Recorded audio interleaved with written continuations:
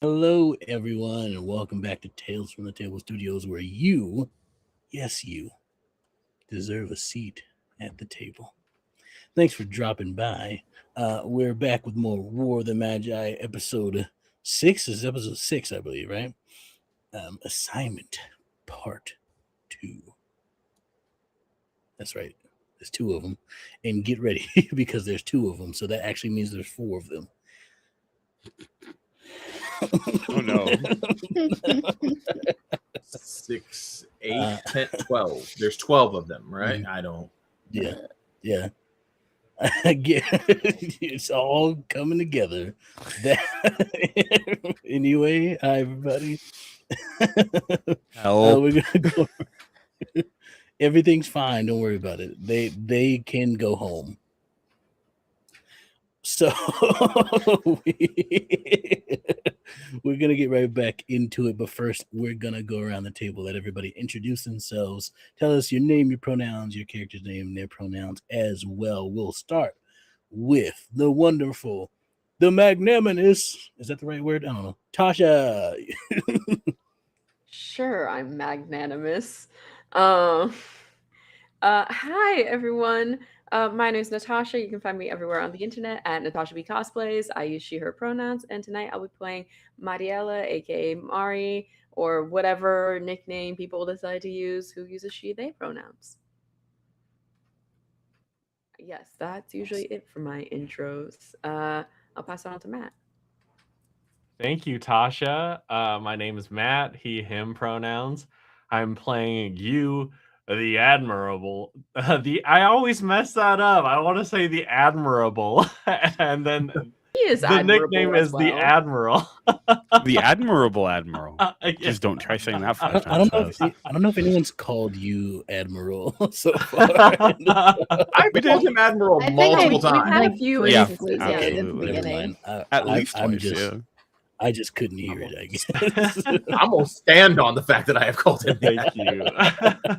But he, they pronouns, and you is very excited to get to cooking with Ezra in this steakhouse kitchen. And I will popcorn it over to Paul. Hey, everybody. I'm Paul. I'm back. I'm unapologetically black. I'm playing Franklin Freeman, the only Franklin you need to know in this game. Only Frank affiliated character that's important. No. I use he, him pronouns, as does Franklin. And I will pop it to Crystal. Hello, I am Crystal. I play Vivian Vu, aka Vivi. Both of us are she, her pronouns, and I'm looking forward to this fight. They were acting way too normal, bro. Okay, I'll send it over to Lion. I am. Hey, y'all. It's Drake Lionheart. Most people call me Lion.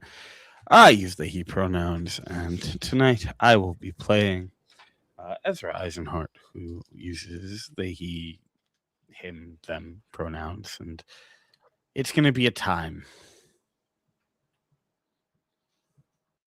And I'm sure nothing bad is going to happen.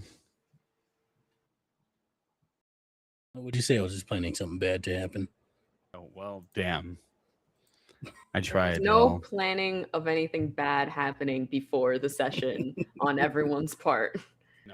No, we've No, never of planned course anything not. bad. Nothing traumatic Ever at at all. No one's In gonna fact, I experience don't think trauma. we've ever discussed anything about this game before. I'm pretty sure it's all just It's pretty winged. yeah, we're just What in the even moment. is trauma? You know, Trauma's not real. The Oxford Dictionary defines trauma as Something that's not even real, bro. Yeah, not even real. Not even real. you know. What is trauma but bonding pending? Hello everybody. Shirt We're when? here, you know. I am my pronouns are he, him. I am gonna be the tail swinger and have been and will continue to be, I hope, the tail swinger for War of the Magi. And my pronouns are he, him, but they will also vary because I am everybody that is not their characters. So without further ado, if y'all are ready, we can get right back into the story. You all have recently been assigned some missions by the society, the Magi Society. The team split up. Ezra and you went to one location, and Vivi, Mari, and Franklin went to the other. Each of your locations led you to something different. For you and Ezra, you found a individual hunched in a corner, doing something that is probably not legal. And for Franklin, Mari, and Vivi, there was an individual sweeping, mopping the floor on a level of a building that should not be inhabited at this moment. And after a brief conversation, you learned that his name was Roy. And he kept asking you how much money you make. I guess he's interested in that. And so we'll pick up right there. Mari standing in front of this individual. I believe Franklin and Vivi were off getting close enough to assist if needed, but also investigating a bit. Yeah. I believe the last thing I said was that I kick him before we ended last this is true. episode. This is true. So go ahead and roll an attack roll. Yeah, he did kind of out us, and then we kind of Yeah. I think I gave like Vivi a look of like we were both sharing like a what do we do now? So, like Vivi's like, what are you doing? I'm like, vamping. I don't know, man. Just I'm like, peeking around the corner, like. And I'm like, okay, I've gotten enough information. Let's see. That's a 7. That's sad. Double check here. That is not enough. As he just smoothly slips the kick as he steps to the side, and he continues to mop. And he's like, "Hey, you're gonna get my floor dirty." I wear clean shoes. I clean everything up after a festival, okay? I have all the wipes and cleaners to make sure any sneakers and boots I wear to my parties are perfect afterwards, okay? You I just only have hear a certain Vivi budget. across the corner. That is not the point, Mari. Rounds the corner.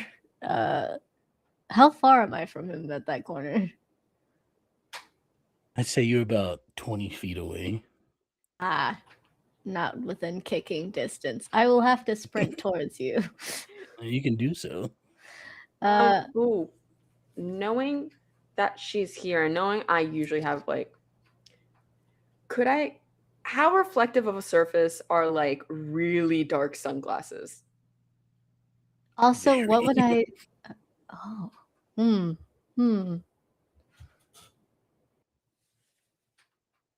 That is a question for X if it counts. The glass that surrounds these office spaces are very well polished and clean, a bit reflective themselves. You think you probably could get through them. Yeah, I think when we were on the outside last episode, I was playing with my reflection in the mirror or like in the window of one of these, of this building specifically. I believe that is how she actually spied the guy, is she used the mirror reflection in the building because it was reflective enough.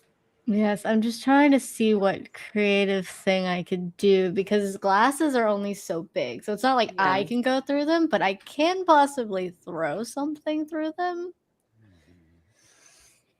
So now I'm like, what other reflective surface would be near me around this corner? Only you had a magic fork. Put on her glasses to be able to like, so that they're like, and she's talking directly to this guy. Yes. Let's say, okay, we're like in an office, right? Mm-hmm. So what if I went up to a computer screen that is off and I take like a pencil or something on the desk, imbue it with cursed energy, pull up Mari's glasses viewing, and toss it in there like a dart. Awesome. Go ahead and make your attack roll for me here. What am I rolling? And so you'll roll here, unless you have something that augments it, you roll a D10. I believe is our default die. I think it's still a D10 then. And then I think while waiting for whatever to happen, Mari is like, "Oh my gosh, do you ever listen to any music when you're cleaning up? Sometimes. You want me to play you? So I have this amazing new playlist. I went to a DJ set last night, and they had this great track, and I start pulling up music to play.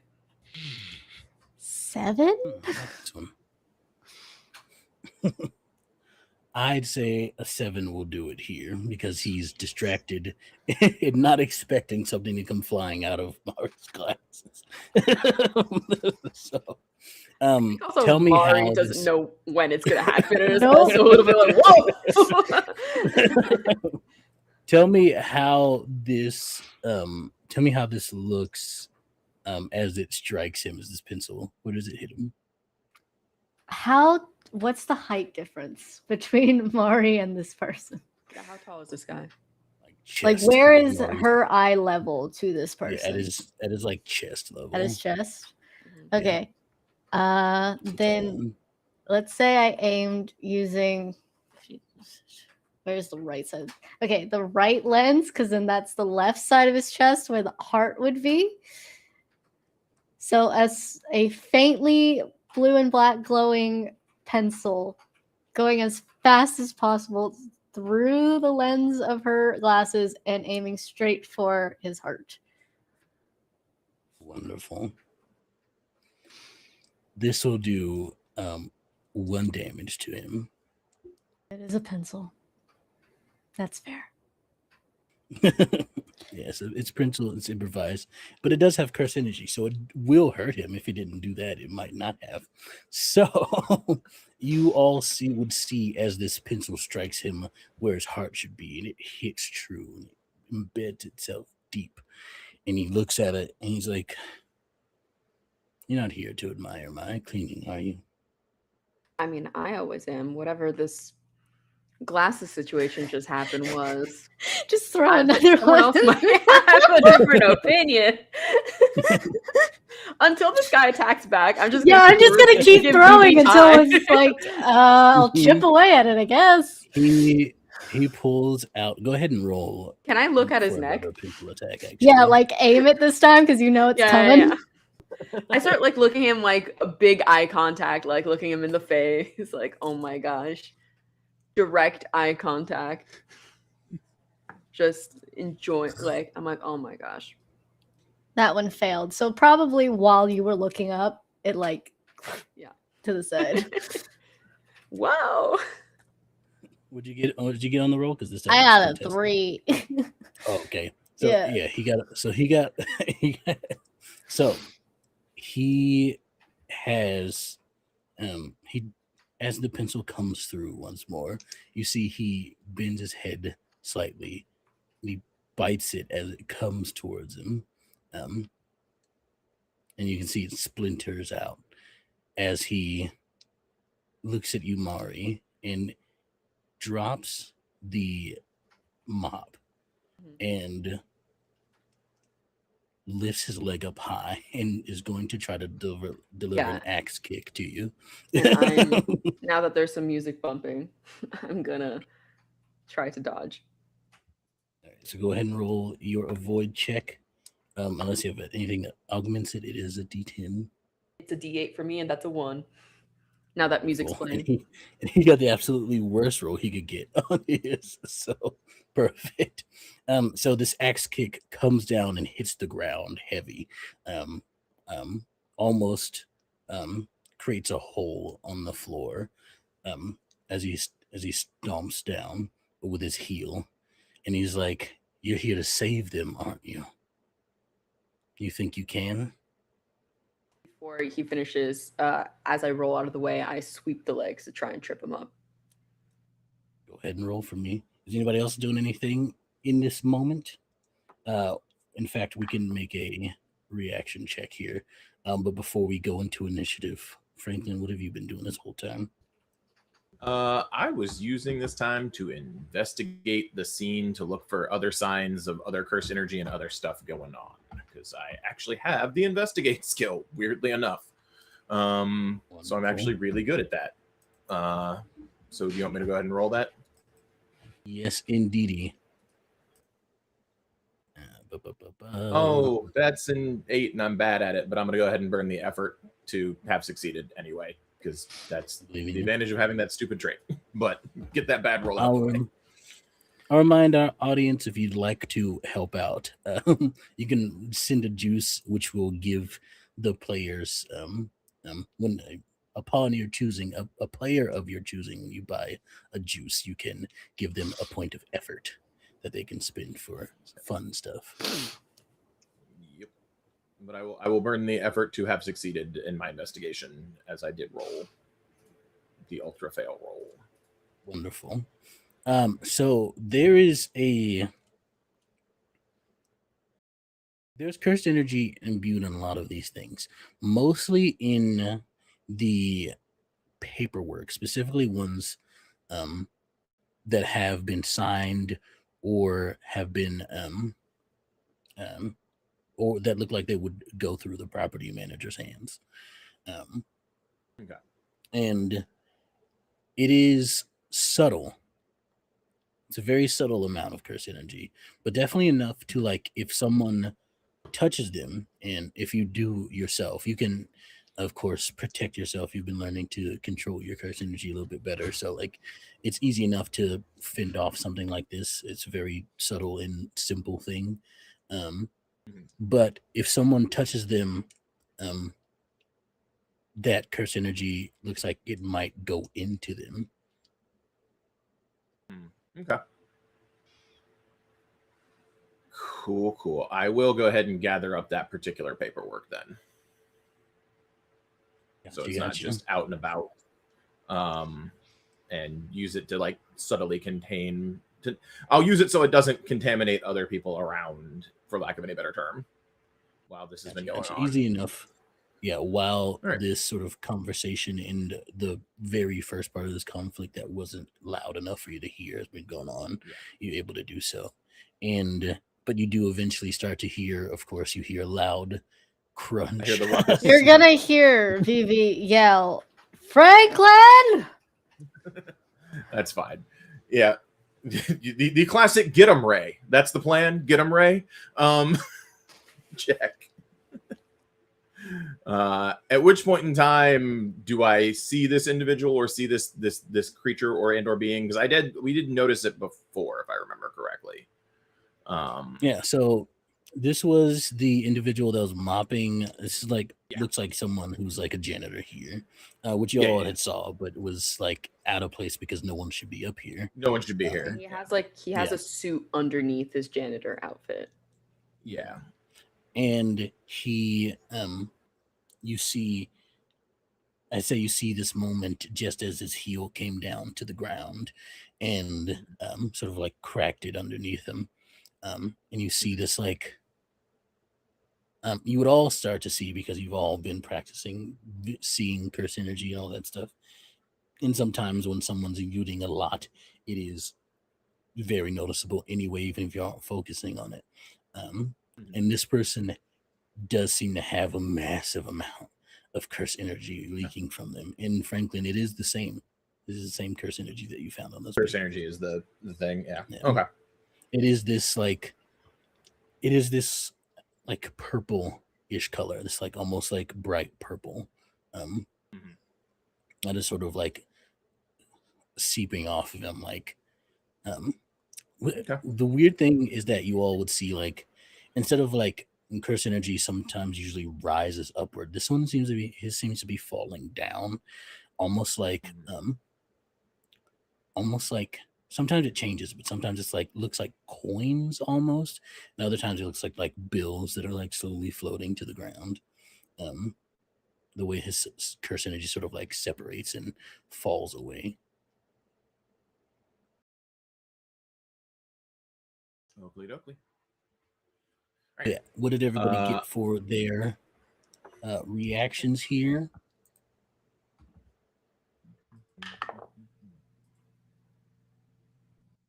Four. Also 4. Hello. Five. I love this trend.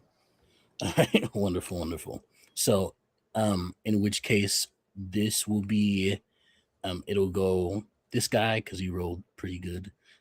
You rolled a 2, so it'll go this guy, and then roll off between Mari and Franklin, or you can decide whichever one of you goes first. It's up to you.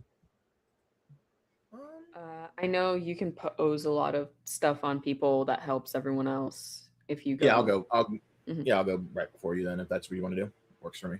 Got you. So it'll go this guy. It'll go Roy. Name is Roy. Little Roy. Franklin, and then Mari, and then Vivi. Wonderful. So what Roy is gonna do, having not quite sure. You can tell that he believes these pencils have been coming from Mari. Like he thinks it's like something you can do. So because he sees no one else. And at least not yet. And he's going to try to come after you again. So you can roll an avoid check here. Yep, we'll do. Which die do I use? That's a 1. You can't touch me. Effortlessly again. Tell me how you do, because this is a punch. So he came down with a heel kick and he stepped forward slightly with the same leg and is throwing now a punch with the opposite hand of his. I think she's just jamming to the. She like turned on this new playlist. Like she said, she was being very truthful. She's like, I saw this great DJ the other night. I love their new playlist, and has just been like doing little like spins and like moves out of the way as he tries to kick and punch her. Love to see it. All right, Franklin, what do you got? I think Franklin's just going to take his time to move at this point. And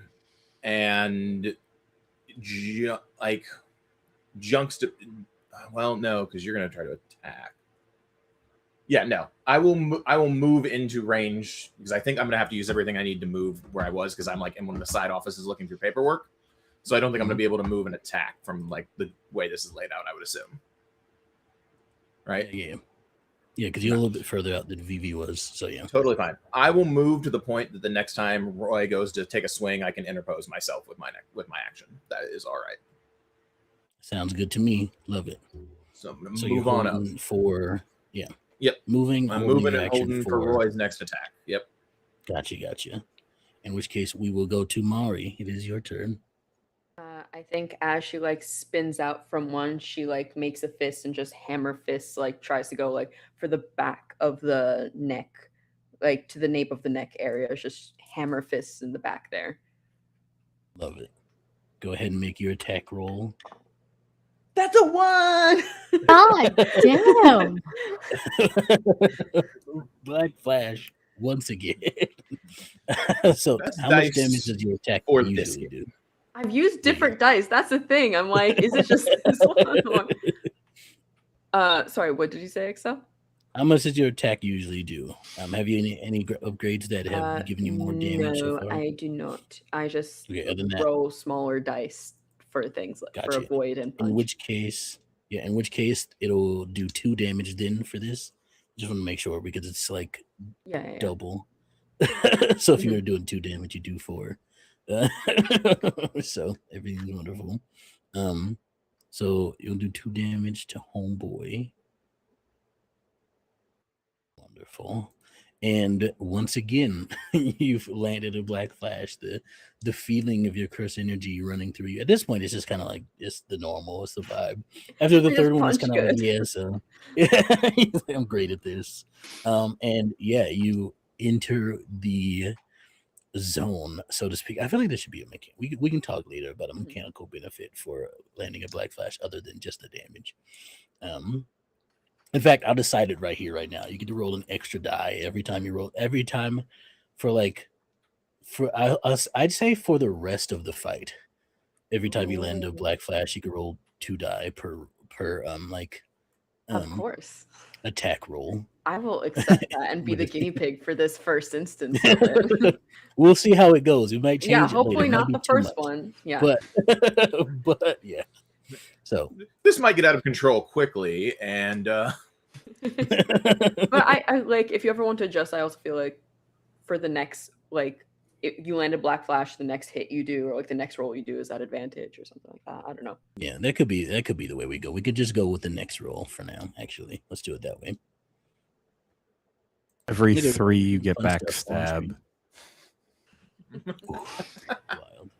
And everybody, I think, still has a point of stab, correct? Yeah. Yeah. We'll use it this Wonderful. round. And yeah, that is your turn. Do you move or do anything else? No, I'm just gonna stay right up. I think she still even just has like her phone in her hand, like listening to it. Like she spun, like slammed this guy in like the nape of his neck, and is just like, it still has the glasses on and is staring right at him. Just like trying to be like, come on, you said you like to listen to music sometimes. You see him getting irritated as we go to Vivi. Are you still within that vicinity, or have you dodged and like moved back? Oh, you're muted. No, I'm right up next to him. I'm Still, like, okay. yeah. Mhm. Is a mop bucket big enough for a person? For Evie, maybe. I just need you to know how quickly this has been clipped. Please continue. is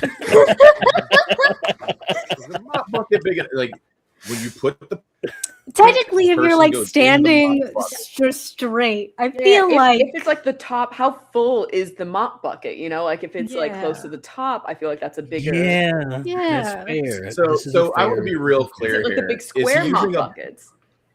Is he using a classic mop bucket that you would use to clean an actual building? Because if it is, you can fit a person Yeah, he's using in that that big directive one. surface. Yeah. If he's using Yeah, the he's yellow using that one, big it's gonna be big Yeah. enough. Like as somebody Yeah. who worked retail forever, like it's gonna be there. yes. Like Yeah. So yeah, I'd say so. Okay. I run towards the window. Wonderful. What are you doing as you get to the window? I'm going to touch it, find the mop bucket reflection, and then dive into it. Wonderful. So, and yes, you will come out. So the direction you leaped in, you'll come out of the mop bucket. So you'll spring out from this mop bucket. If you did to do the diving hands with that first, yes. And what do you do once you are springing out of this mop bucket?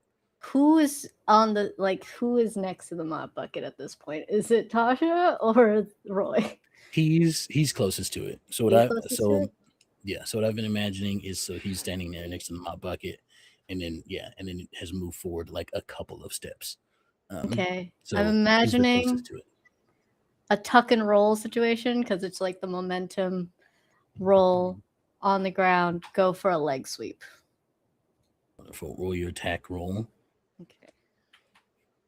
He's gonna try to dodge, but he's gonna have a little bit of a penalty here because this is a surprise attack. I feel. 3. How's it look? tell me what it looks like. So I also have a natural weapon, but I don't think that adds any type of damage. I think only thought later. it did, or does it just make your roll better? It might just make my roll better. Yeah, because I was looking at that, but then I saw my own powers do that, so I was like, I'll just not take natural weapon. Yeah. Okay. Oh yeah, just gives you a better die. Yeah. I'm going to probably imbue my leg, like concentrate curse energy into my leg as well. I'm hoping for a bone break with the force that I'm going at. Right in the shin. I say yeah. I say yeah. You can have that for sure. So go ahead and describe to me how the like sweep itself look, and his leg will break from because of it. Okay. So she concentrates the cursed energy towards the bottom of her leg, and it forms almost like an ice skate blade. And you watch as that like sweeps and almost like goes through his shin, which causes the Iconic. break. Oh my Iconic, gosh, she's yeah, and Tonya you- Harding. Yes. Iconic. We're here, everybody. You heard it here first. Yes. So you hear that She sort of went like full sickening Tonya. crunch. You know, you sort of hear that sickening crunch as his leg snaps at the shin, and he does sort of fall over at this. And well, if is that all you do for your turn? Yes. Wonderful. We shall loop back around to his turn, and seeing that you have you have indeed broken his leg, you see. Also, let me give him the damage that he's taken. Gotta keep track of that. So you see the leg though fix itself immediately. God And it damn doesn't it. mean he heals the damage, but it does mean he's fixed the fact that he has a broken leg. Yeah. Because that is a hindrance he does not need in a fight. That is now, from his perspective, 2-on-1. So, and now since you have shown that you are a danger, we'll round on you. And so he'll bring that same leg that's out in front that he took the step on, and he'll pivot on the back foot and swing it around to try to basically soccer kick you in the stomach as you're there, as you're sort of like starting to stand up. Go ahead and make an avoid check if you'd like to avoid this. Is that an 8 or a 10? Unless you have anything that Go ahead. I was going to say I would like to use the thing that I said I was going to do and interpose myself now. Oh. Wonderful, wonderful. How it looks as you get in the way of this attack. I think like he goes around like, how big is the guy? Like how, like I know Mari's height, but we said how because I know Franklin's like 6'3", 6'4" ish. How big is this? Yeah, he's like somewhere around 6 foot, even a 6'2". He's somewhere in there. Okay. I think he just like he lashes out with the kick, and I think Franklin just kind of spins into it. You have that moment where somebody kicks somebody in the chest and they don't move, because Franklin's not going to avoid the kick. He's just going to power into it. How much damage does he do? So this will do 3 points of damage to you. All right. I will burn one more of my effort, bringing me down to one final effort. I'll take 1 damage. And then I will activate, and he's rolling or he's not rolling damage right now. Because I know we fixed how my power works. Yeah. So let me double check. Remind me once more again. If he is rolling, his dice shoot up to D12 until like next turn rotation. Okay, gotcha. Yes, he is. And rolling. if he's not rolling, then everybody else dies. Everybody else's die goes down by a die. So if we're all rolling to our things, everybody else's dies go from 10s to 8s, 8s to 6s, so on and so forth. Gotcha. So his shoots to a D12 here, and yes, he is rolling. Sorry, I was confused by the question for a second. I was like, rolling damage. Hold on, you chilling. So yeah, so his will go to a D12. I have those prepared for sure, right here. And yeah, so you'll take 3 damage from this, and he'll take a second to stop as you as he now sees the 3 of you full on here, and will say, So they sent 3, huh? And you're here to try to stop me, aren't you? Looks that way. I've just been trying to have a decent conversation. I'd like to go home. Can we finish this?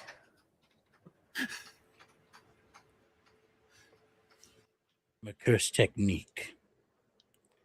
I can choose any amount of damage I'd like to do to an opponent. In return, when they attack me back, if they attack me back, they can choose to do more damage than they are able to do normally.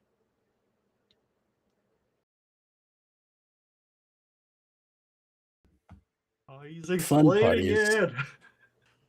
The fun part about this technique is that am I going to choose to do so? When am I going to choose to do so? And when will you return on interest? Not good. We'll cut away back to the other group at that point in time. At STK, you and Ezra, you have come across this woman in this like sort of like light blue glow to her. And she's almost not there. She's like this weird, almost ghostly figure. Oh, I'm gonna expend 2 effort. And you just saw her crush someone's head before throwing the body back down and looking to you and saying, Oh yeah. now. And there's almost this like crackle in her voice. There are 2 more for me to take.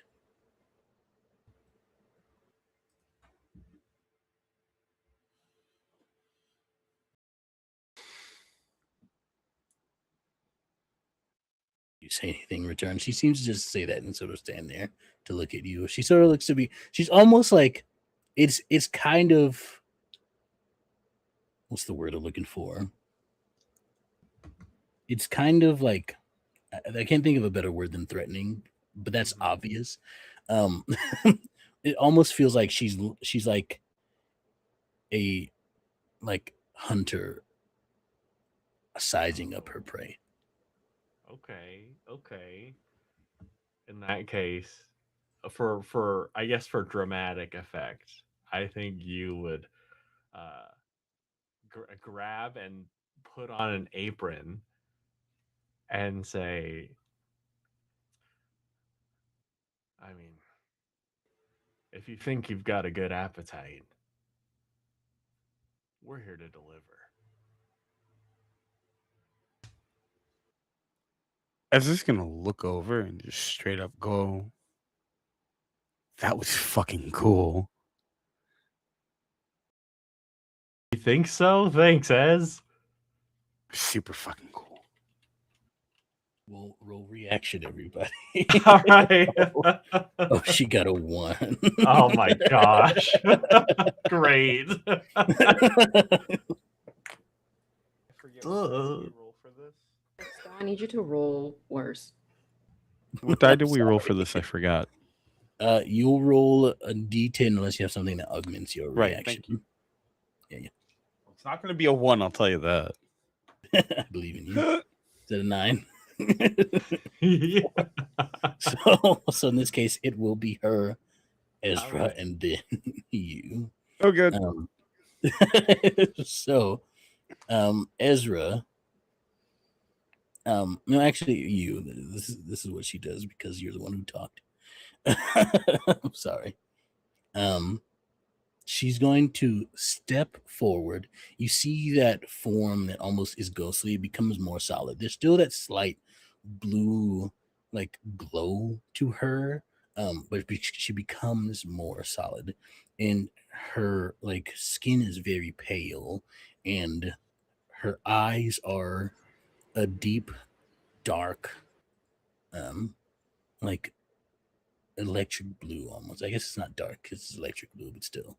But there you go. And my chair just sank a little bit. I don't know if you saw that though. It scared the shit out of me. I was like, yo. Stakes are getting ever higher Yeah. as our tail slinger gets lower. The chair's on our side. It scared the shit out of me. Can we send the chair some juice? Sure. Feel free. Might need some. But she steps forward to you, and she doesn't do anything super threateningly at first. And she walks up and she puts a hand on your chest, and sort of sinks in closer to you and leans in close, like inches away from your face. Are you a chef or something? Of course. Don't I look like a chef? I think there's a spark between us. And then you get electrocuted. Oh,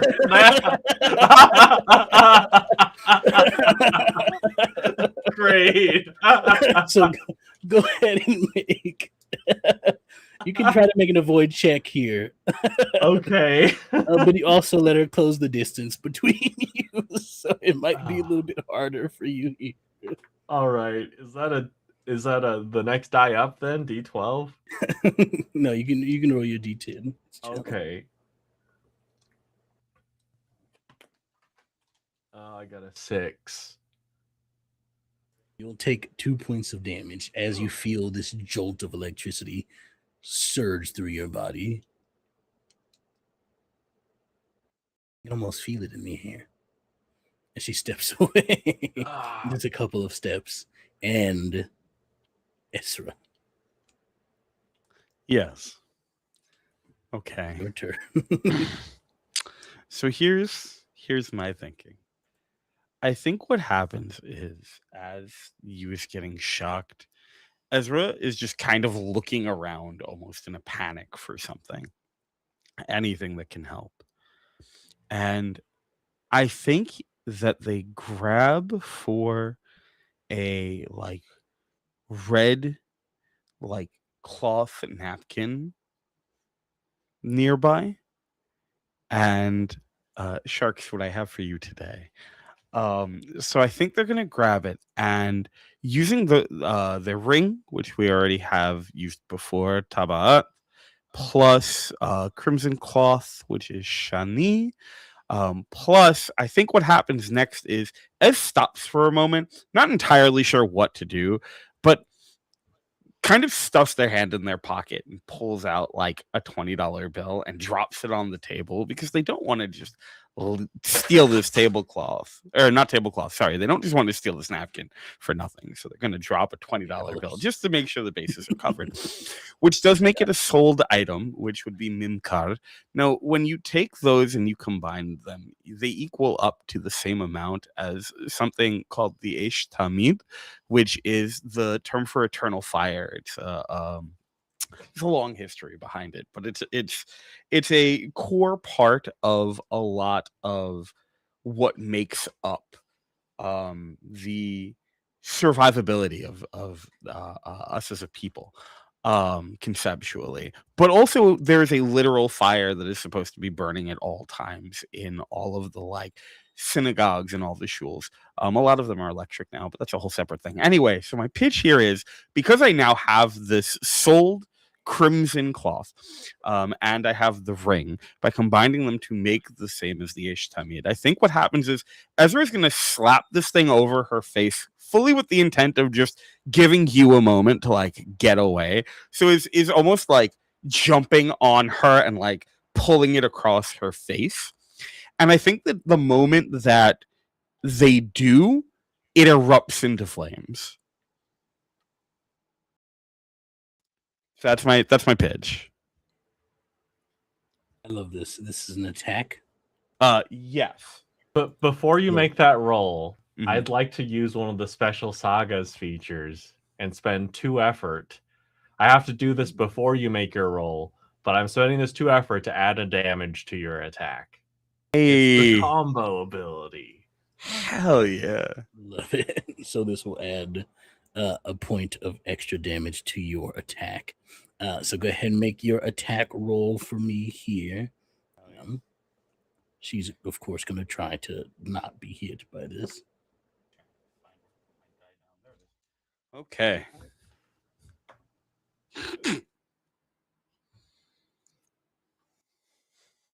Get a one. My gosh! Let's go! Okay, here's the fun thing. She also got a 1. Hey. But, so this is a tie, but and this is a black flash. So because you're attacking, of course, also, and she's just defending, I'd say she still gets hit by this. So tell me what it looks like as this fire is thrown onto her.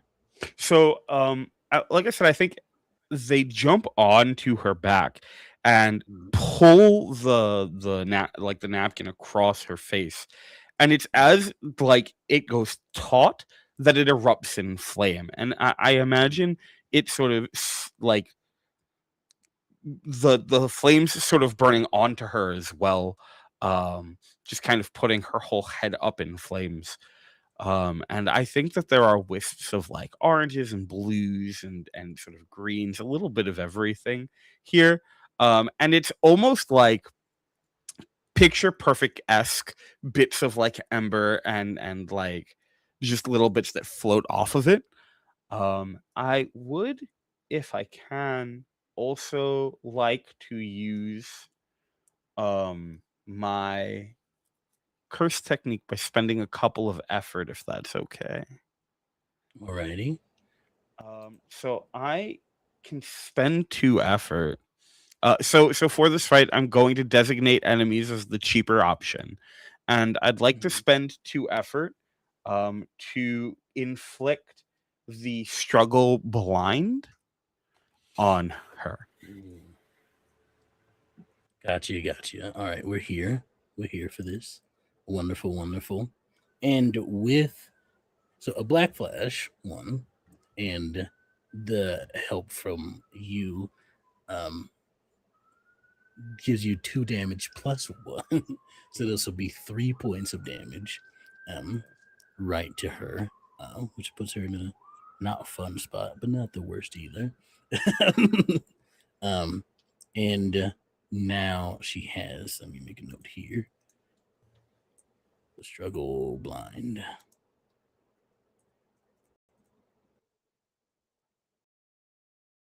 Wonderful. Love to see it. All right, and is that all you do with your turn? Yeah, yeah, I think as it sort of goes up in flame, Ezra like fully falls back and like tumbles and lands sort of back up against one of the like bigger like just pieces of pillar or whatever there is back here. That was sick, Ezra. How'd you do that? I trick napkins. All right. Great.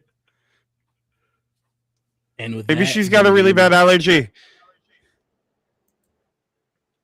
Good point. And now it's used her. Okay, I think you seeing that Ezra's set her on fire, he's gonna grab a pan because you got the flames going. You can't waste a good flame. You gotta use it. You gotta set a pan on there, and so he's gonna go smack her with a pan. Love to see it. Go ahead and make an attack roll here. All right. She is blinded, so she's not the greatest at seeing this. So her die is gonna go up a size for her avoid checks until she got can. a 6. Eesh. Well, that beats what she got. Yes. Okay. Your pan does a point of damage, unless you have like, do you have like a specialty in pan? No, I don't have pan specialty. Love it. Okay, wonderful. So she'll take a Not point yet. of damage Not yet. from this here, and it'll come back. Is that all you do for your turn? Wonderful, wonderful. Yep. It'll come back around to her, as she sort of stands there, and you can tell that she's like, she's not like can't see, like entirely, but it is very hard for her to see, if that makes sense. And she's like sort of looking around, trying to find you all, and it's tough for her, so she's gonna make an attack roll randomly because surrounded, so to speak, and not a good position to be in. Actually, no, she's smarter than that. She wouldn't make an attack roll blindly here. You see that form again shift to this almost like translucent, ghostly form that now, as you see it, is crackling with like bits of electricity that sort of like arc and ebb and flow throughout her form. And as this happens to you, also start to see this pouring out of curse energy around her, and you see this like electrified purple color starts to seep off of her as you see her curse energy starts to engulf the room, the space that you're in, and she says to you, "That's a nice trick you got there. Let's see how well it holds up."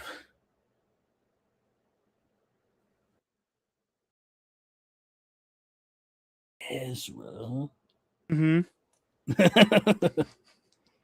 No, she's blinded, so her die size is gonna go up for her attack roll as well. Okay. She's using her curse energy to sort of help her see, so she's able to suss out your general location. But go ahead and make an avoid check for me here. Oh, We can try to do that. she rolled a 1. I did not. Oh wait, I no, rolled. actually, no, I'm wrong here. Sorry, I messed up my own mechanic. She cannot do that actually, so she's not going to attack you, but move closer to you. Oh, okay. Oh, that's good. That's good because I got a 9. So that's great. She got a 1 with that. It would have been a black flash for her, but I dang would it, be a she smear. can't do that in this form. Yeah. She can't do this in this form because for the most part she is almost like a ghost. Almost, not entirely. But anyway, and that is what she does as she moves closer to you. The sort of like stalking of prey almost coming, the sort of like mood coming off of her. And as she takes a step, we'll go back to the other room and see the step landing of Roy as he sort of like gets into this like fighting stance. And Franklin, it is your turn.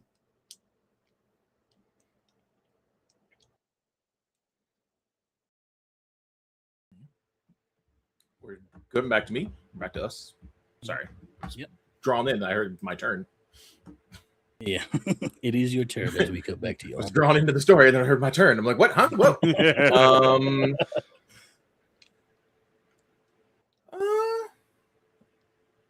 Is his foot all in my chest?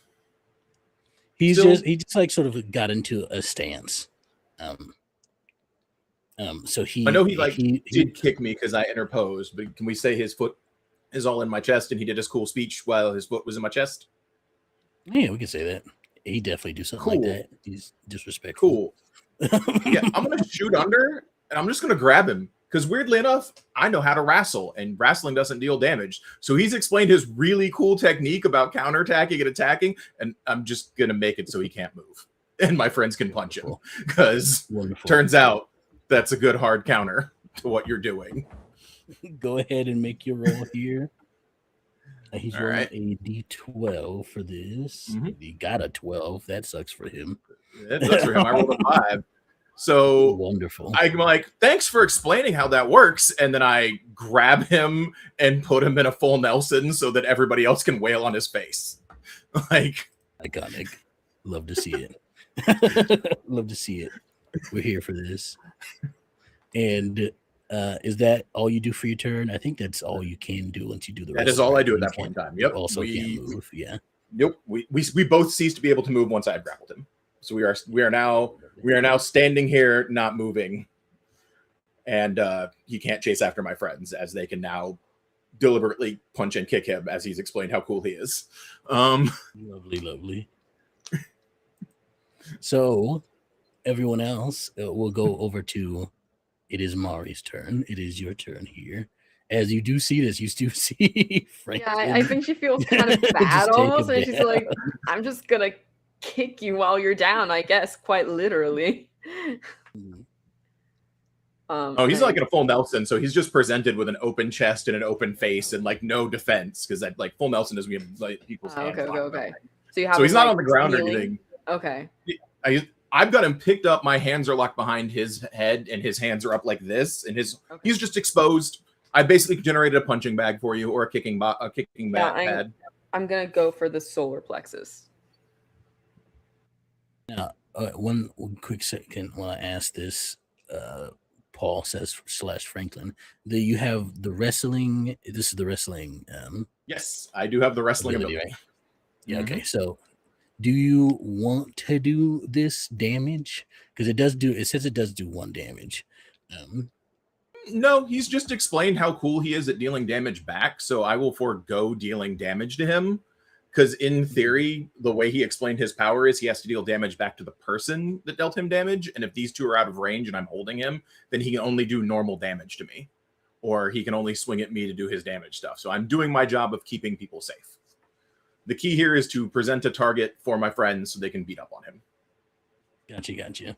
All right, then. Yeah, Mari, it is your turn. I'm kicking him in the solar plexus. Lovely. And I have the extra die from my black flash last time. Go ahead and make your roll. He is there. Good thing I have the extra die because that was low. That's better. That's a 3. Wonderful. It hits. Tell me what it looks like. He's being held by Franklin, so Franklin is just like holding him down. This is like an icky fighting situation. But she does I think she just goes up and does a little low karate style, which doesn't go usually above the hip, roundhouse kick into his solar plexus. Wonderful. He will take that damage. Oh, not that much. Wonderful. No, that much. And is that all you do? Away out of his reach. And Vivi, it is your turn. Just watching you go at it, seeing no response from him, I'm like, okay.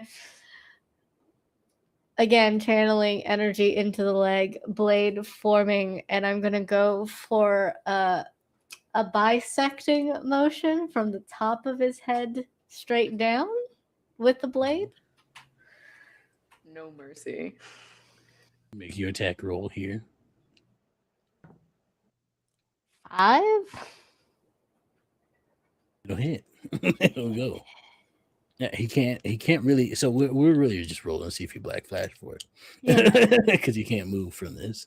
But yeah, that'll do the damage.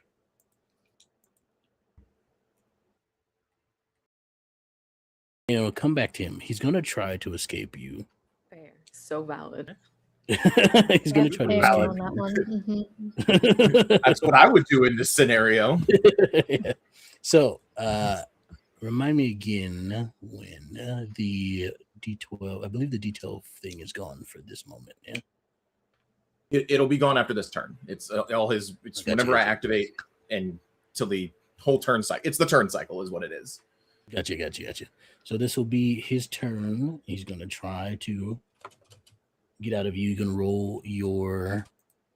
Wrestling. Is this a D10 for you? Yeah. I'm I trying to rolled a remember which 6. one. Gotcha. He does not escape. So then we go another round of this.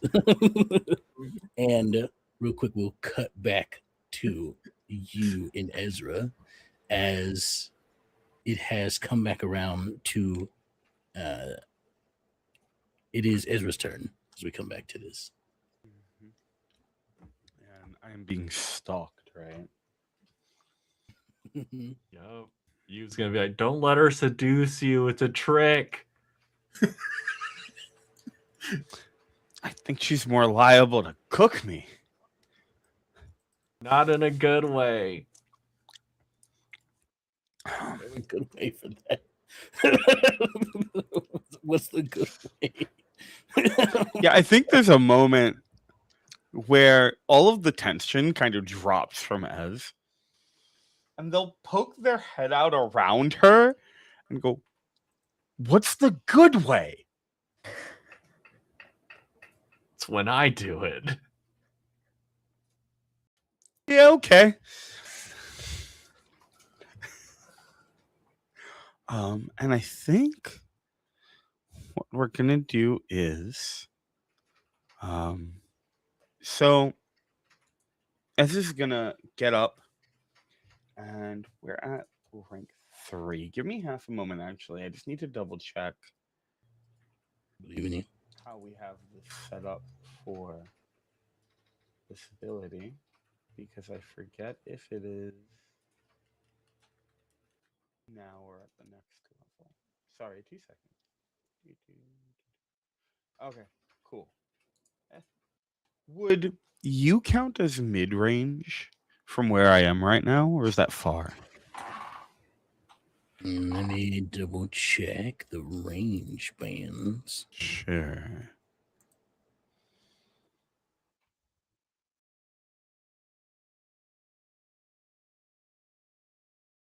Yeah. You would count Awesome. as mid range. Okay. Just barely. I mean, barely's all I need. So I think what happens is,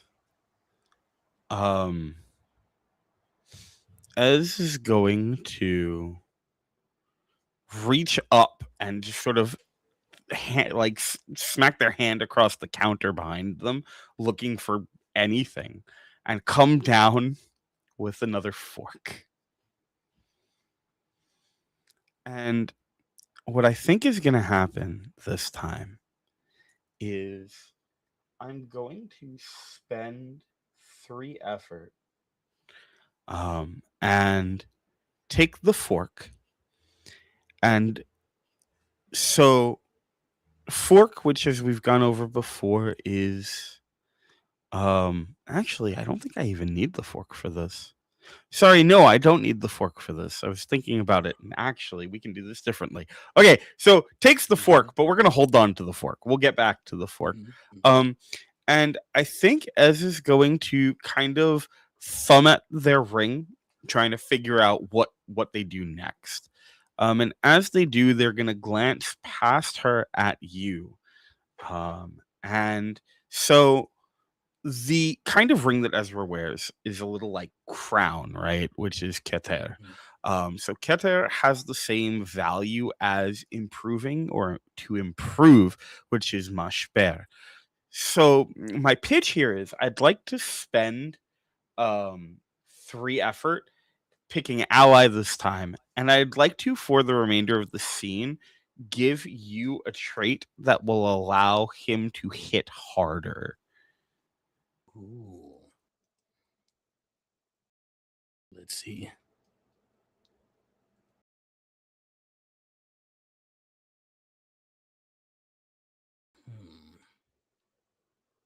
You have a trait in mind, or are we coming up with one here? I think like on the fly, because I don't know if there's one that will allow for flat one additional damage.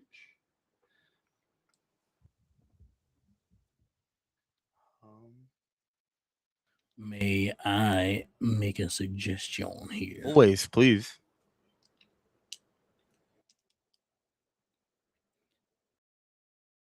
If I may. And you can change this if this doesn't fit with your idea here, Yeah, Lion. let's do it. But sort of I'm sort of going off of what you have done before, what Ezra's done before in the fight. And I think, and going off of what you just said, like it's good when I do it. So your hands begin to light a flame. Oh, hell yeah. That doesn't burn you, but they are on fire. And anything that you touch, you can transfer this fire to do. So basically, any weapon that you use, you can transfer the fire to, and it adds an additional damage for whatever weapon you choose to use in the moment. So if you want to use your hands, it's there. If you want to pick up that pan again, then it's also there. That's so sick. And actually, is there? I love this, and I can even make it fit more, because so the fork mazleg has a gematria of 80, which also is the number that represents abundance. So technically, we can share some of the flame that's on her face to your hands, so it's the same sort of fire. Sick. And then you can use that to set things on fire. You can season things with it. Is there a like fun color this manifests as for you?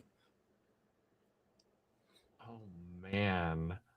I mean, I think that for you, like it'll just take that like that blue that you'd see in like when you turn on a gas stove.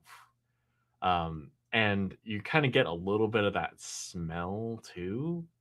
And it starts off gas, but then you start to smell like various odors that you'd associate with like flame, like maybe a little smokiness, a little bit of charcoal burning. Yeah, just manifesting through flavor. And if that's all Ezra does, it is Yu's turn.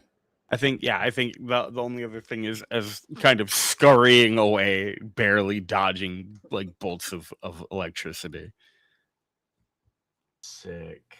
I think in this case, then, I think that Yu is going to, like in this position, I think he's gonna like try to rummage through some of the drawers before taking out a pair of tongs. And as he grabs hold of the tongs, like that blue flame starts to seep into the tongs. Before it's almost like those red hot tongs that you would see, like I guess with like dealing with glass and whatnot. Like except the glass itself would be that burning bright. But in this case, it's the tongs, and he's gonna try to like grab hold of her, doing like a little grab attack towards the back of her neck. Wonderful. Go ahead and make an attack roll. Are you wanting us to do damage, or are you just more trying to grapple? I'm trying to do the damage. Wonderful. So go I ahead and make think your attack roll. I want to take full effect of the gift that Ezra has bestowed upon me. She's gonna try to dodge you, but wow, that was bad. She rolled an 8. I rolled a 10.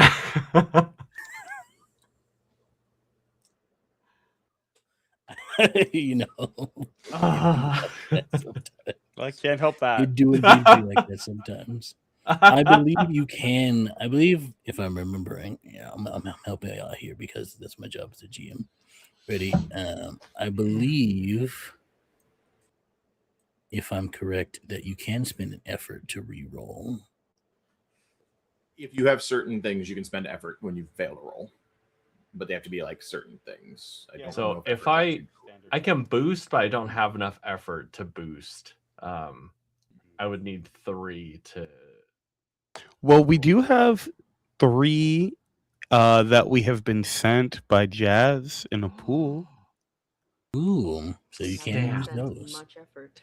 Thank you, Jazz. You Okay. also, yeah. Jazz saves the day. Yes. Hey, thank you, Yes. Jazz. So yeah, Smooth I'll take Jazz. one of those to get me to 3 effort, and then I'll spend the 3 to boost to try to roll again. All right, do it. Do your thing. I rolled a 1, baby. go. The two extremes. There's no in between. Oh my for you. gosh! There's Thank you, no in Jazz. between. I love And spicy dice. I think you're the only one who hasn't. No, you has landed a black No. flash before. Everybody is black flashed but me, It's- and that is the theme of the Mhm. game. That I is will it. never black flash. much like Ezra will never have more than 2 hit points. I will never black flash. That's the goal. Oh, that's rough. That's rough, buddy. That's how much damage she does. Anyway, I'm sure. Everything's fine. So with this black flash lens, tell me how it looks as you. So a couple of things happen here. One, this also disrupts this like form she's in, so she becomes solid again. Sick. Because black flash, and it's a cool effect. It has to do this. And tell me how it looks as you land this grab. You're grabbing the back of her neck, you say. Yeah. I like. There's a part of me that thinks that like maybe in her form, as Ezra backs off, she's like trying to lunge, and then as you with the power of Ezra and you combined, the tongs come out, and he like grabs just like in that in kind of incorporeal form. It's almost like the tongs reach into the ethereal nature and grab like the back of her shirt and then pull her back into the physical realm as the tongs begin to singe and burn the back of her neck. Now, because of Ezra, you do a base of 2 damage for as long as Ezra's Sick. curse technique holds up, which means Black Flash, it's doubled. You do 4 points of damage on this gosh. attack here. Oh, sick! Shout out you being the first one to just be like just do massive amounts of damage. I don't think anyone's done 4 so far yet, so this is fun. You was supposed to be our healer. Yeah. I'm a healer. You know the best way to heal? Never have to heal. Exactly. Yeah. if you healer watch the becomes wrong the way to healer. use healing magic, yeah. Turns out if you never have to heal anybody, then you're fine. Well, this is just the reverse curse technique, right? Instead of Right. healing, they're unhealing the enemy. Yeah. Look, it's just Tsunade's rules of being a healer. If you're tough enough, you can fight. Yeah. Rule number 1 of being a healer: don't fight. The last rule of being a healer: you can fight if you're tough enough. Yeah, everything's grand. So wonderful. So this comes back around. If that's all you do for your turn, wonderful. It comes back around to her, and she is not looking great. if I count right, yeah, I did count right. Wonderful. Yeah, she's not looking fantastic at all. So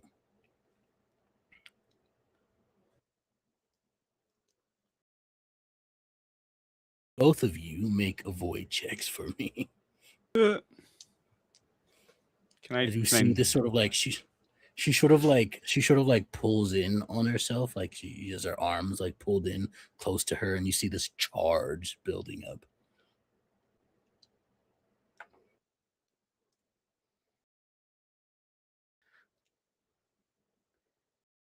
Ezra. You're good. Ezra. Yes, my friend. You take 3 points of damage. Well, I do have 3 health right now temporarily because you gave us an additional health, which is nice. But that does still put me to 0. I need to double check because I forget what the protocol is here as I am hitting 0. Your characters will not die unless you want so to happen. So this is your thing. So what you can do here is, so what's happened here is you drop to 0 health. You can either choose to fall unconscious or make a last stand. Or you can do some stab shenanigans. That's what yeah, the last stand is the thing where you die at the end. So if you don't want that, I would not choose that. The unconscious is kind of self-explanatory. You're out for the count. You gain a wound, life-threatening injury. Oh no, sorry, that's not happening here. This happens if you are healed. So just for right now, you're just unconscious. Yeah, I think I will accept this. I think yeah, I'm gonna take any damage you take while unconscious will just reduce your effort instead of your health. What if my effort's already at 0? Then you do die. Oh, good, because my effort's already at 0. You did get an effort. No, you failed the failing. You failed the roll. So... Yeah, you failed the roll, so you do have 1 effort. Oh, that's true, right? Hooray! I have 1. Yeah, no, I think there's a moment where, after you, like, sort of grab her and yank her back, where Ez stops scurrying for a minute, and she's, like, charging up, and he's like, oh, hey, okay, maybe we do got this. And then immediately gets blasted and, like, fully flies back, like, hits the wall and does the full, like, just... Ezra! And as the smoke clears, so to speak, it's not really smoke, but more of a blinding flash of light from this electrical attack. You don't see her anymore. She's gone.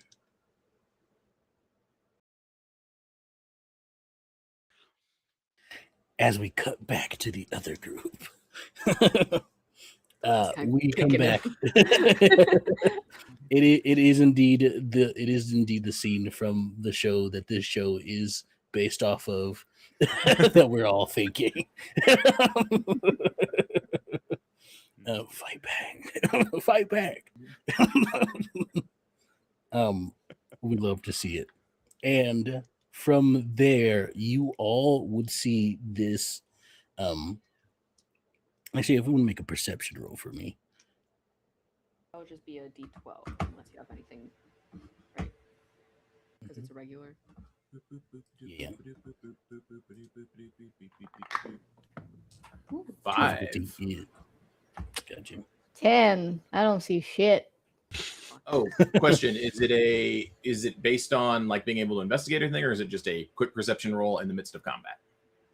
Yeah, quick perception roll in the midst of combat. Okay. Just making sure. Purely eyesight thing. Yeah. Sweet. And so anyone who got below a 6 here, you would see this flash of light, and what looks to be the shape of a woman coming through and turns Roy into this like translucent shape, or like form, and he sinks through the floor, the both of them together. I can't. I don't see Yeah. that.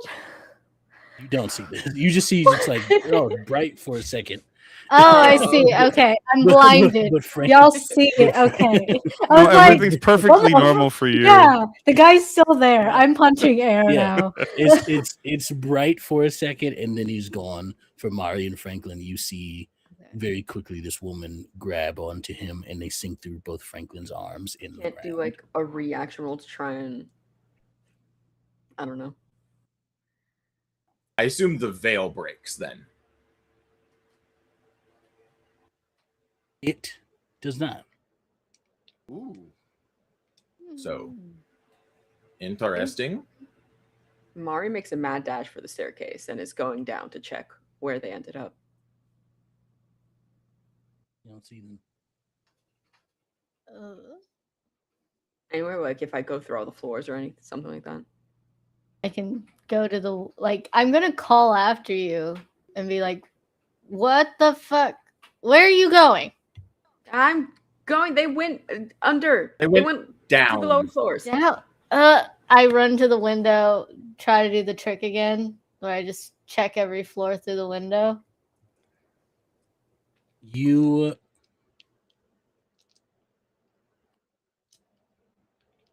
I'd say, yeah, you get this. You'd see on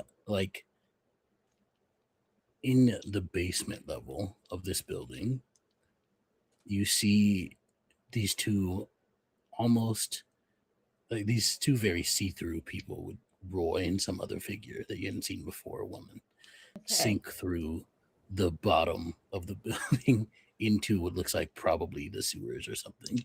Okay, So I'm assuming Tasha's already gone down a few floors. Oh, I am parkouring down these Yeah. staircases. So you still have your glasses. So I'm gonna find your glasses, and you're gonna hear my voice kind of come through them. It's like, mouth. Yeah. They went through the basement and under it. I think are there sewers under here? I'm sure. Yeah, they're not in the building anymore. Okay, I'm heading outside. And I'm gonna head outside to find a manhole cover, and I'm getting it. I don't want these guys escaping from me. This is very upsetting to Mari. I'm gonna reach back for a hand to Franklin. I'm gonna take a hand. And then we're gonna jump through the window to land at the bottom window. What does Franklin feel about this? I mean, Franklin's been in the Shadow Realm before. It was weird, but he wasn't the worst thing in the universe. He's not a fan. Have you seen Inception? He's not a fan of it, but he's also not nearly as freaked out right now because he's done it before. If he had never done it before, he'd be like, "What are we doing?" But he's been here, so he's going to take a deep breath and step into the shadow, step into the mirror world. I was just said step in the Shadow Realm. I'm like, that's not right. Step into the mirror world and get ready to give pursuit. It sounds like Mari's gonna try. Once we get out, because it sounds like we immediately hit to the bottom floor, and the veil is around the building, correct? Yes. Mm-hmm. Okay. So once we get outside of the veil, I'm gonna take out my phone and call and let them know whatever happened. This thing broke did not break the veil, but passed through it. So something's up. Because that's not my understanding of veils. Is that's not what's supposed to happen. Somebody did a bad veil. It is not. Mm-hmm. It is not what's supposed to happen. And as a lot of you give chase, the fate of Ezra left unknown, hanging in the balance. Yeah, we don't know. We'll be right back with more War of the Magi. See y'all soon. We're going to take a quick break, and we'll be back with more wild stuff happening. Is Ezra going to survive? Who knows? Probably will. Use with them. Luckily, Yu's right there. Yeah. And there's no enemy. That we know of. No, the trauma. Turns out Yu's the secret traitor. Okay, see y'all in a few. Bye.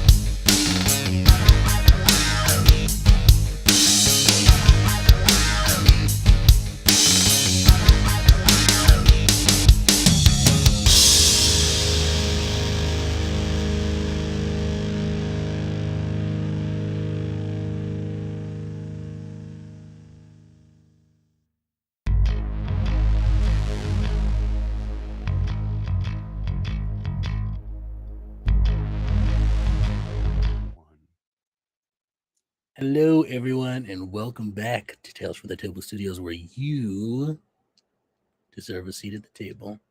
That's right. Welcome. Come on up. Pull up a chair. I'm going to talk to you about life. That went somewhere. Everybody, we had a great break. We drank some water. We did all the things we needed to do. Had some fun conversations, and we're back. And we hope you all had a good break too. And we also hope you're back. And if you're not back yet, well, you'll be back later, and we love you for that.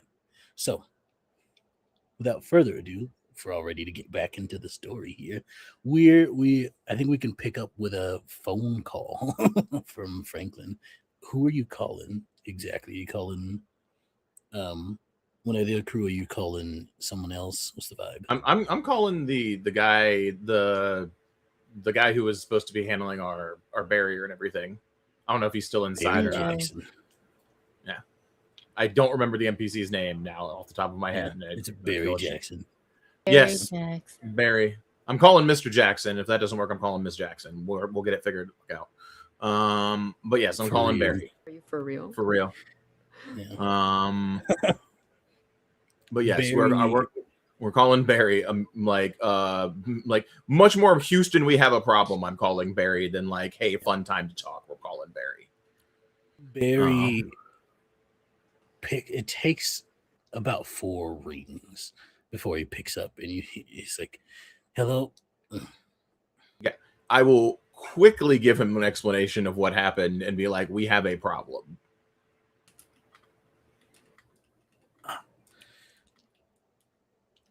You say they sank through the floor? They sank through the floor, headed out through I give them the direction they were headed and everything else along with it. Barriers don't extend underground. I haven't gotten that good at them yet for me. So that might have been how whoever this other one got in, and also how they escaped. Obviously, your friends are in pursuit. We all are in pursuit. Like I let him know the 3 of us are in pursuit at this point in time. All right, I'll contact the other team and see what the situation is over there and get back to you. Okay. And I'm, actively looking for the closest sewer entrance. yeah, you're able to find one. It's pretty easy too. I'm going There's down. a lot of manholes covered on the street. You're able to easily pick it up. Those things are heavy. Usually require tools too, but you are able to just be like, yeah. It is still a little heavy, but it's not like the worst thing ever. Mari will examine that later. It is what it is. And do you climb or jump? I'm jumping. I'm sure-footed. Wonderful. So easily enough, you're all able to descend into the sewers. It is the sewers. I don't need to describe them for you. Exactly what you picture is exactly what's happening here. Go ahead, and a lot of you, let's have a chase check. I feel this is a fun one. So Sure. Go ahead and give me a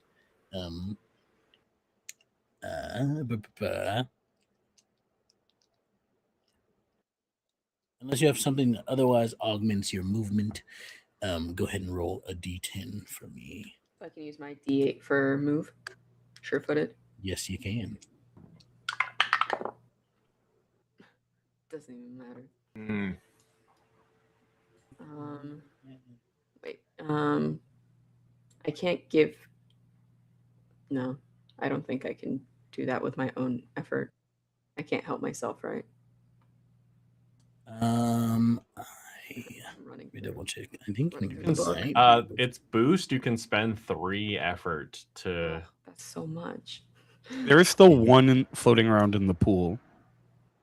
I'll use that There's one. also Yes. there's lucky if you fail by the highest roll, Yeah. which is what I did earlier. Oh, okay. That's what I got an 8 out of a D8. Do you have lucky? That gives a trait. Do you have lucky is the question. No, Okay. yeah. Okay. May I? Or Yeah, you can I do might boost grab the before or floating after. effort later, but I'll use that now just because Mari really wants to succeed. That's a These 2. allow you to do the stuff. That's a Awesome. 2. That's better. Yeah. A lot of what's fun is about a lot of these like effort abilities. It lets you do them after you do the roll, which I think is cool. But wonderful. So you got a 2. Yeah. So And you remain. Mari's putting in her headphones so they can't hear the music, so they can't hear it coming as easily. Just want to make that You're a able. note. You're able to catch up to them, and but they keep a solid distance between you. But you stay within sight of them, like you can follow them, but they're seeming to keep a good pace out in front of you. So you're not catching them, but you're also not like losing them, if that makes sense. You're successfully tracking. Should a girly put up a domain expansion, would it be big enough to get them in it at this distance? You can make a binding vow to make it so. You have a It would not domain normally. expansion at level 3? I was thinking of using a stab for Yeah, it. use a stab. Use your stab to increase your stun by 3 levels. Yeah, no, it's totally viable. So if you were to make a binding vow on your domain expansion for it to reach that far, you could. However, they're not close enough at this point in time. Okay.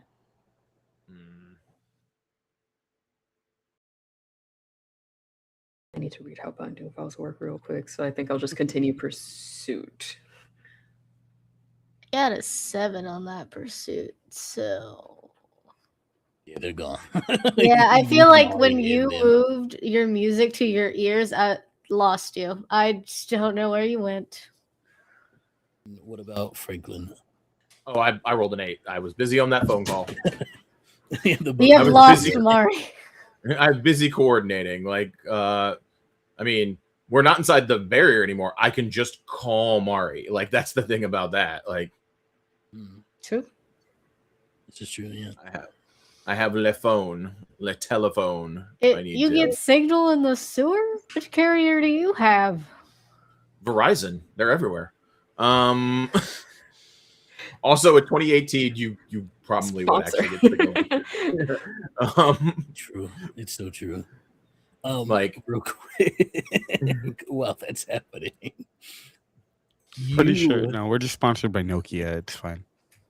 Nokia brick phones, not just a phone, also a weapon. It's a phone, a radio, a weapon. It's great. Your phone rings because no one would call Ezra for anything. I think you would put it on speaker and have it in his apron pocket as he's scrambling to see if this kitchen has any ingredients left. Got you. So you answer it, put on speaker, and put it in your pocket? Yes. You hear, "Oh, is this you?" It's in your pocket, so it's I'm sorry. I'm a little frazzled right now, but go ahead. Just hear the clanking of all sorts of things moving. Have you seen your window? I can't get a hold of him. My window? Cooper. No, I haven't. The veil for you. Okay. So situation here. The cursed spirit your friends were fighting got away with the help of another one. They described her as a I'm assuming Franklin told. Yes, Franklin described her. So yeah, he was clean on the details. They described her as a blue woman that's slightly translucent. Yeah, she got away from us. Okay, so you were fighting her. Are you okay? Do you need backup or anything? I can make a call to the headquarters. Yes, I need backup. Yeah. What's the situation so that I can know what to tell them. My friend's down. I'm trying to look for food. If I can find food, it'll all be okay. Okay. We're sending backup on the way. Thank you. Franklin, you get a call from Barry. Okay. All right, so I talked to you, and Mhm. it seems that the situation over there is pretty intense. It seems that they were the ones fighting the blue woman, as you described. I've been told that your friend Ezra is down. I've sent a message to headquarters to send backup to try to help with that situation.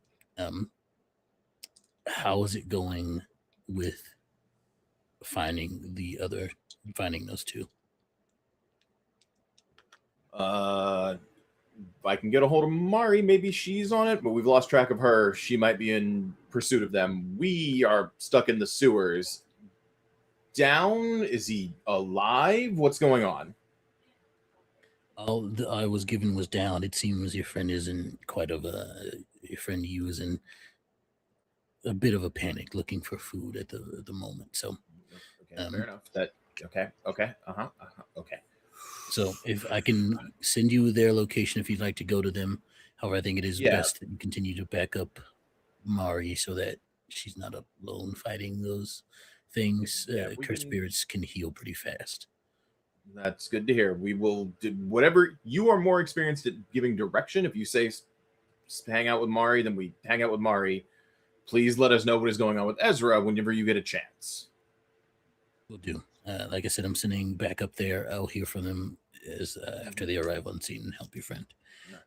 I'll have an update for you within the next 30 minutes. All right. Appreciated. Good. All right. We need to get and find Mari then. And I will Mari attempt to. Always has Find My Friends on. I will activate Find My Friend on Mari. You can see her location. you can follow it. You're not moving as fast as them, so they are gaining ground. Actually, we'll have you reattempt this. Actually, now that you have this, since you have a easier way of finding them, so go ahead and roll again. Movement, D10 unless otherwise stated from an ability that you have, and the difficulty here is going to be a 6. I have rolled a 5, so I am after thinking smart and activating Find My Friend.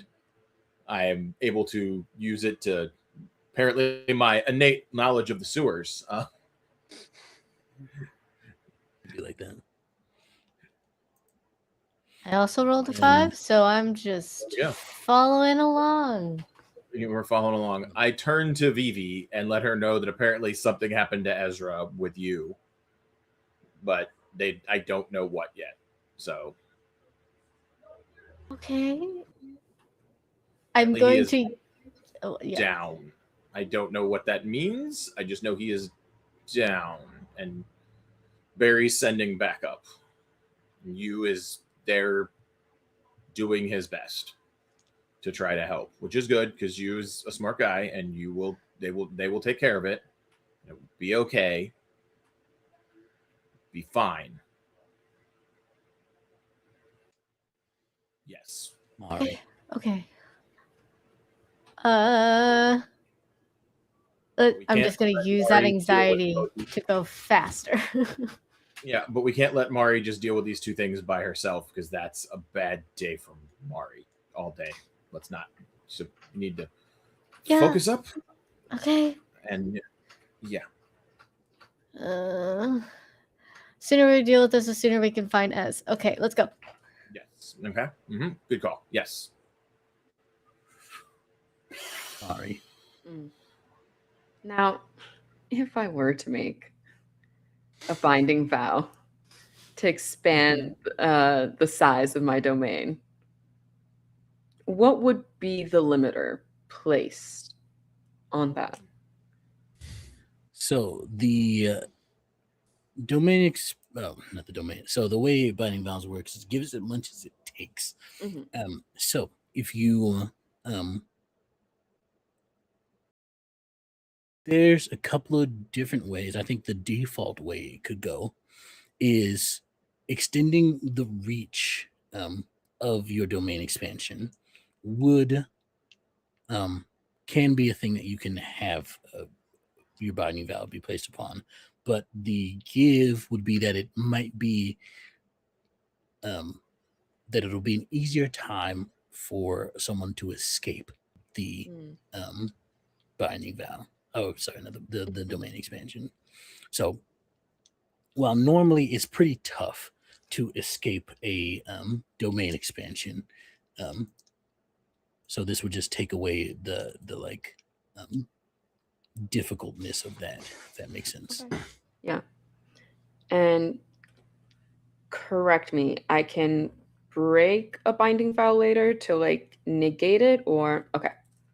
You can break a binding vow. You'd lose the benefits as well as Yes. the Yeah, of course, of course. of it. But yeah, and sometimes depending on the binding vow and the sort of like the parameters around it, it can backfire in not the best of ways. But Yeah. usually, if it's like I placed think upon one of your abilities, you can kind of just forget it, and it'll just get rid of that like strength it gave you. I think Mari, not as like verbally curious as Ezra, doesn't sleep really. So she's had a lot of time to study things and like read random books and find little bits and pieces of information. And I will create a binding vow and use stab at the same time to be able to use my domain expansion and encapsulate these two. Wonderful, wonderful. So using a point of stab to increase your rank in your curse technique, allowing you to activate your domain expansion. This is probably the culmination of all these black flashes you've been landing. That understanding innately of your ability to use your technique and what it does and how it can most benefit you. So tell me what it looks like as you come to this realization, this epiphany of the ultimate form of your technique and how it manifests.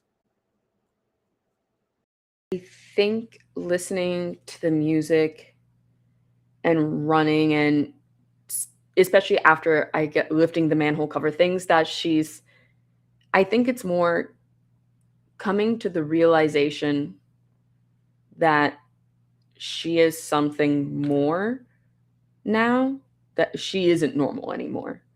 Because before, a lot of her stuff was very innate. It was very just kick well, do things. I don't think she's done a lot of super fantastical things per se. So I don't think she had really come to that. It hadn't cemented fully in her mind. Everything that was happening to her.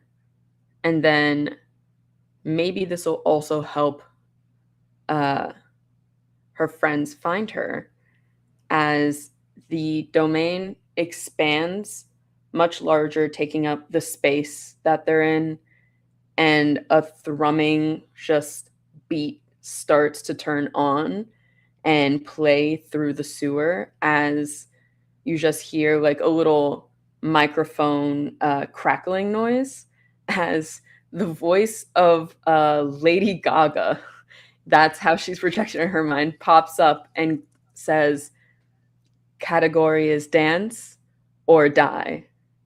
As lights turn on, strobe lights start in the domain expansion, and the floor turns into an entire dance floor, like classic disco light up dance floor.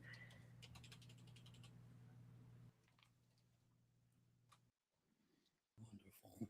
Love to see it. And as this dance floor manifests, it does indeed reach the two of them, and you can feel it is an interesting thing. The domain expansion.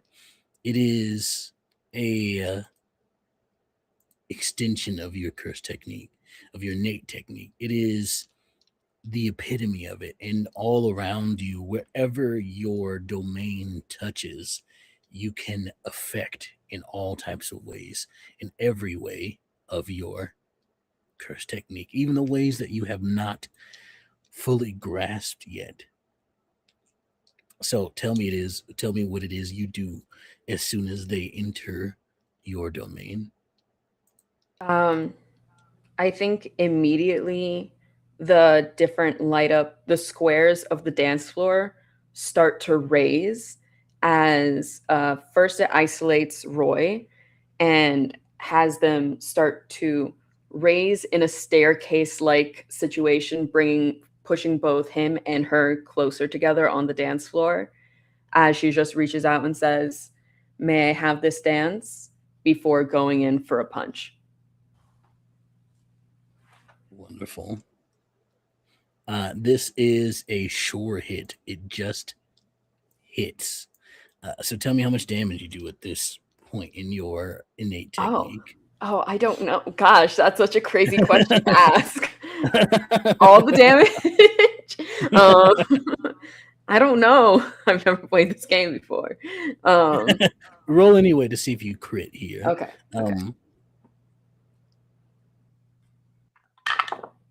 No, I don't. Wonderful. So you do not crit here, but I believe at this level, let me double check. Yeah, wait, our thread. Yeah. I gotta look at so at this rank, you should be able to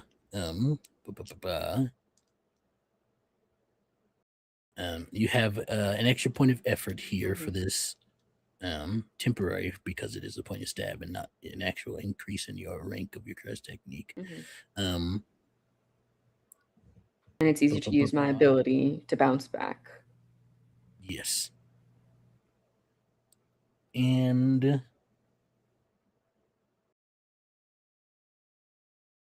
wonderful. Yeah. Okay. So that's just about it. And yes, but you just do automatically hit. And at this point in time, I'd say probably your attacks will do at least one extra damage. Especially with the domain expansion, it's good stuff. So you just hit, and you're attacking Roy specifically, correct? Yes.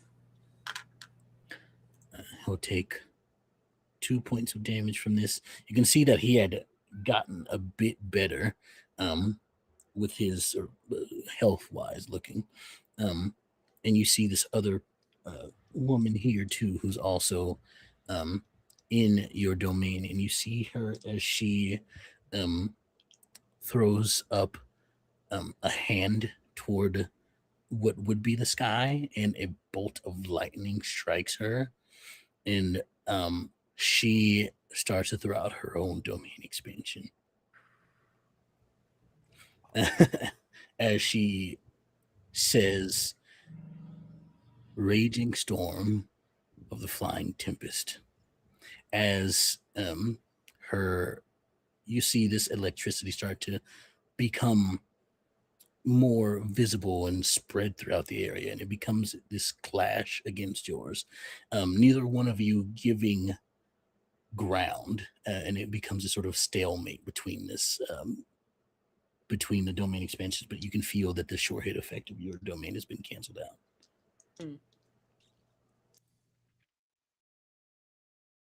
And at this point, the two of you things.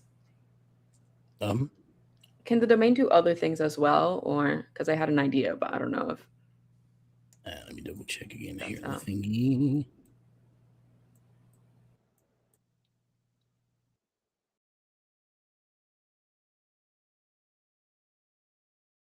It just gives you the automatic hit effect. Okay. Is the big thing that it does. Okay. But you also discussing something that happens in her domain, but I don't know if we apply extra effects. Yeah, I forget. I'm trying to find where we wrote it down, and I can't. The one we had was, I think, that they had to keep that they got hurt if they didn't dance in my domain. Like if they didn't keep moving in some, like if they had to do checks to not get hurt while in her domain. Yeah, we can put that in here because I was trying to find. I knew there was something else, but I couldn't find where we wrote it down. All right, we'll add that in there. and they'll Category is take- literally dance or die. Yeah. So they'll take a couple points of damage here. And that is when Vivi and Franklin come in on this. You see this dance floor and it's like lightning field essentially, just kind of like pushing each other back in like a way, so to speak. And you see these two curse spirits and Mari sort of duking it out as this is happening. Well, I think the visual is definitely cooler. I do want to point out in the rule that it says it ends if someone of an equal or higher level also does a domain expansion. So if you said they're equal, wouldn't that cancel each other out? Yeah. We can So rule they cool with that cancel- it doesn't do anything, but Yeah. So what it does is it keeps the domain expansion itself don't technically end. Just as the far as automatic the way hit I interpret it. ability. Yeah, okay. just the automatic hit effect goes away. Yeah. Cool. Okay. The mechanical advantage ends, the visual effect does not. Yeah. If they were higher, as of now, Mari is equal. But if they were higher, then it would just Oh. cancel it out. But Okay. they're not. So Gotcha. There you go. and I think this is actually a good moment here to step back toward you. You and Ezra. Ezra, as you fight, you are unconscious, and there is this world that you find yourself in. It's chaotic, and it is ever changing, and you see this like almost mirrored of the thoughts that you have. Like these are the thoughts you have given form. These are the tangents in the many pathways that your brain connects to as you think and find your way through subjects given physical form. And you find yourself standing here. And there is a connection to it. There's a deeper meaning to all of this. And you can kind of feel it. You can kind of understand it. It's interesting and complex and a puzzle to be solved.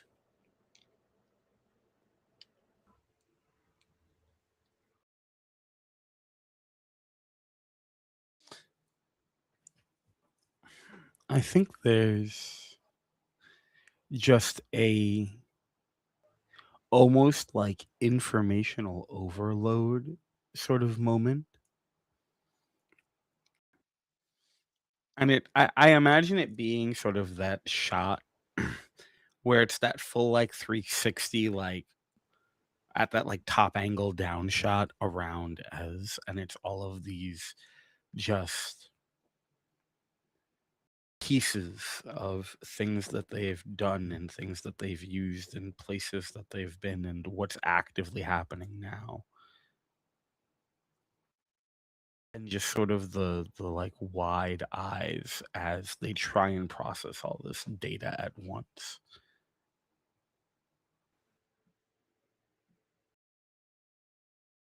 You found some food.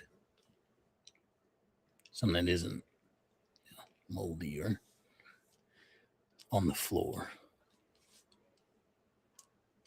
You said I found some on the floor. There's some on the floor. I mean, but also that you found some stuff that is not on the floor. It's fine. Okay. Yeah. Okay. I think like you is going to you was hoping that this will be enough. And at the very least, he is going to use one element of his abilities, the element of almost like stasis, and feed Ezra some of this food so that at the very least his injuries won't worsen.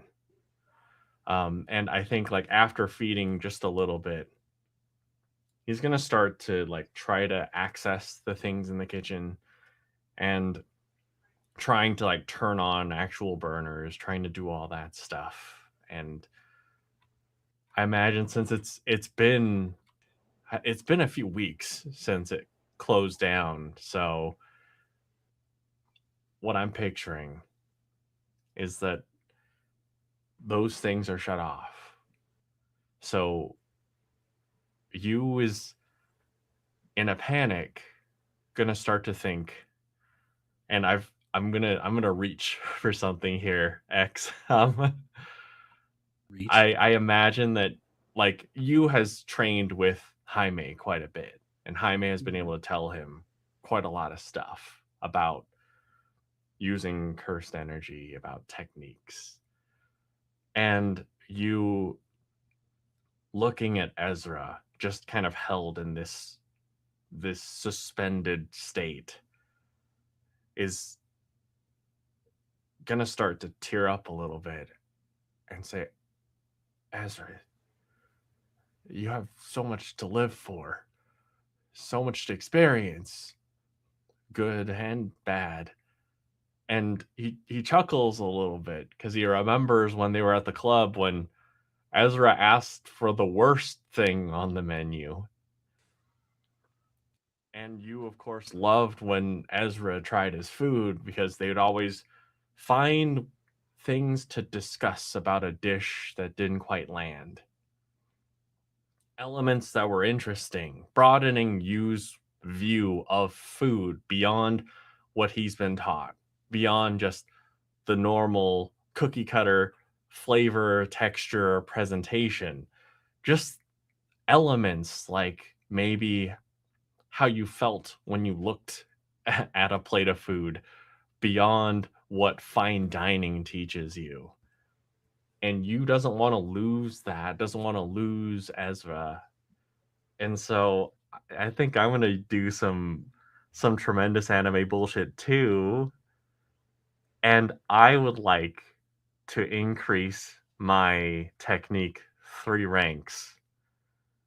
And as he's frantic because he wants to cook for Ezra so much, he is going to do a domain expansion. And this domain expansion is, in this moment, all he's hoping and dreaming for is, if I were just in my kitchen, my tiny, cramped, barely lit kitchen, I could cook for him. I could cook for them and everything would be okay. And as he's saying this, his eyes closed. As he's opening his eyes, he starts to smell the smells of old oil. He starts to feel a little bit of that coziness of home. And he and Ezra are in Yu's kitchen. And here, Yu has exactly what he needs. Here in his domain. And parameters, in essence, this domain is designed for non-violence. No one can fight here. We simply stay here until we've shared a meal together. And here, if I might, utilize some of the efforts from the juice from Jazz Minor and Kate the Great cosplays, Yu is gonna prepare a meal, imbuing it with that healing energy, and feed Ezra.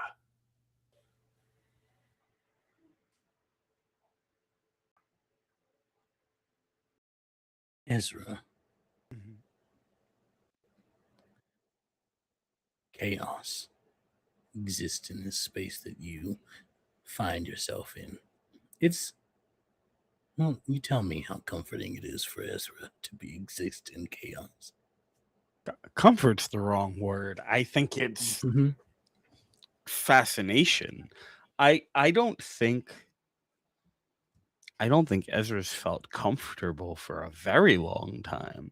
But that's okay because there's always been something to engage with, and here there's everything to engage with. So comfortable, no, but engaged, absolutely. And I don't think they can tell the difference yet.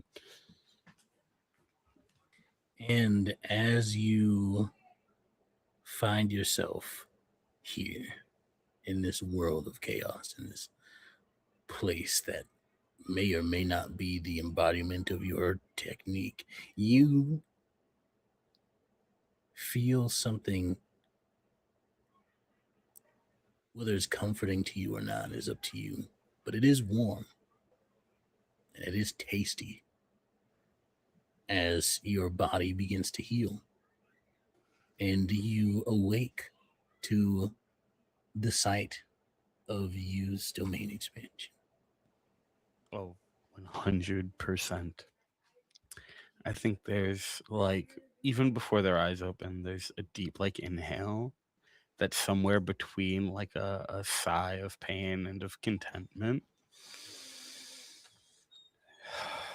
And then slowly the eyes open. And I think they're still sort of slumped a bit. And they just kind of look over and around.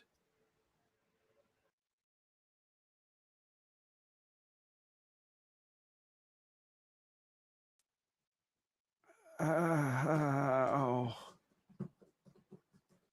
You're alive. Uh-huh. Yes. I think so. Smells too good to be dead. I think. I thought I lost you. I mean, I do get lost a lot. But you guys always find me.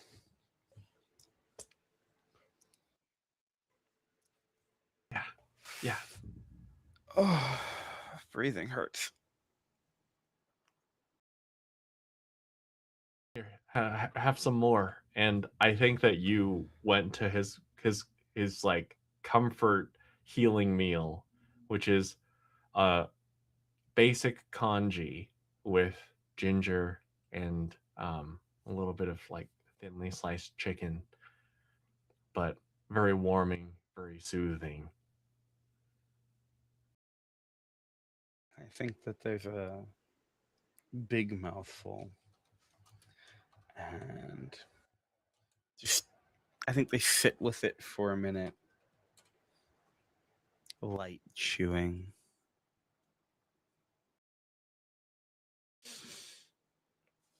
Did you freeze the rice?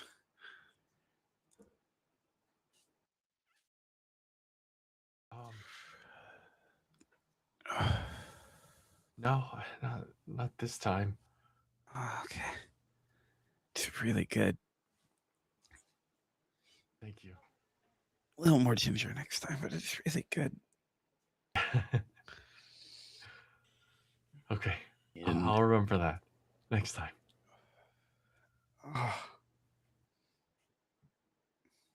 smell of this burning cigarette is replaced with burning ozone as we return to the sewers. And the three of you stand face to face with these two cursed spirits at somewhat of a stalemate. The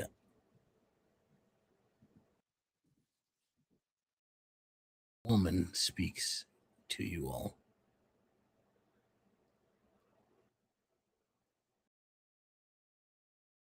You can stop pursuing us, and we'll leave you alone for now.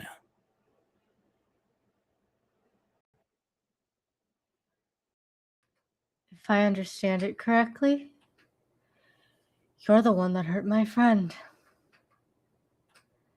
So that's a no-go. What do you think a pursuit's all about? We started chasing you. Exactly. Which is why I'm asking you to stop it.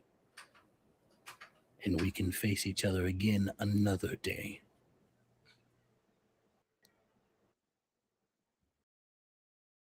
Why? Yeah. Sounds like you're stalling for time because you're a bit of a disadvantage.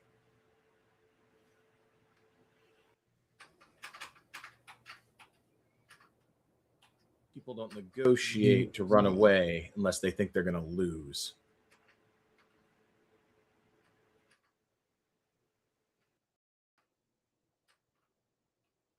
You can always leave your friend behind here as she goes to just give him like do like a little pirouette and kick him as she's still dancing on the dance floor as like the levels change. I'm gonna Mari. She hurt as is down.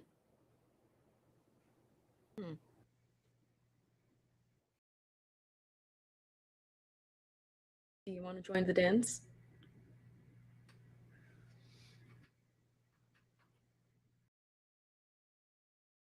Everyone make a avoid check for me. Do I get any benefit for being in my domain, or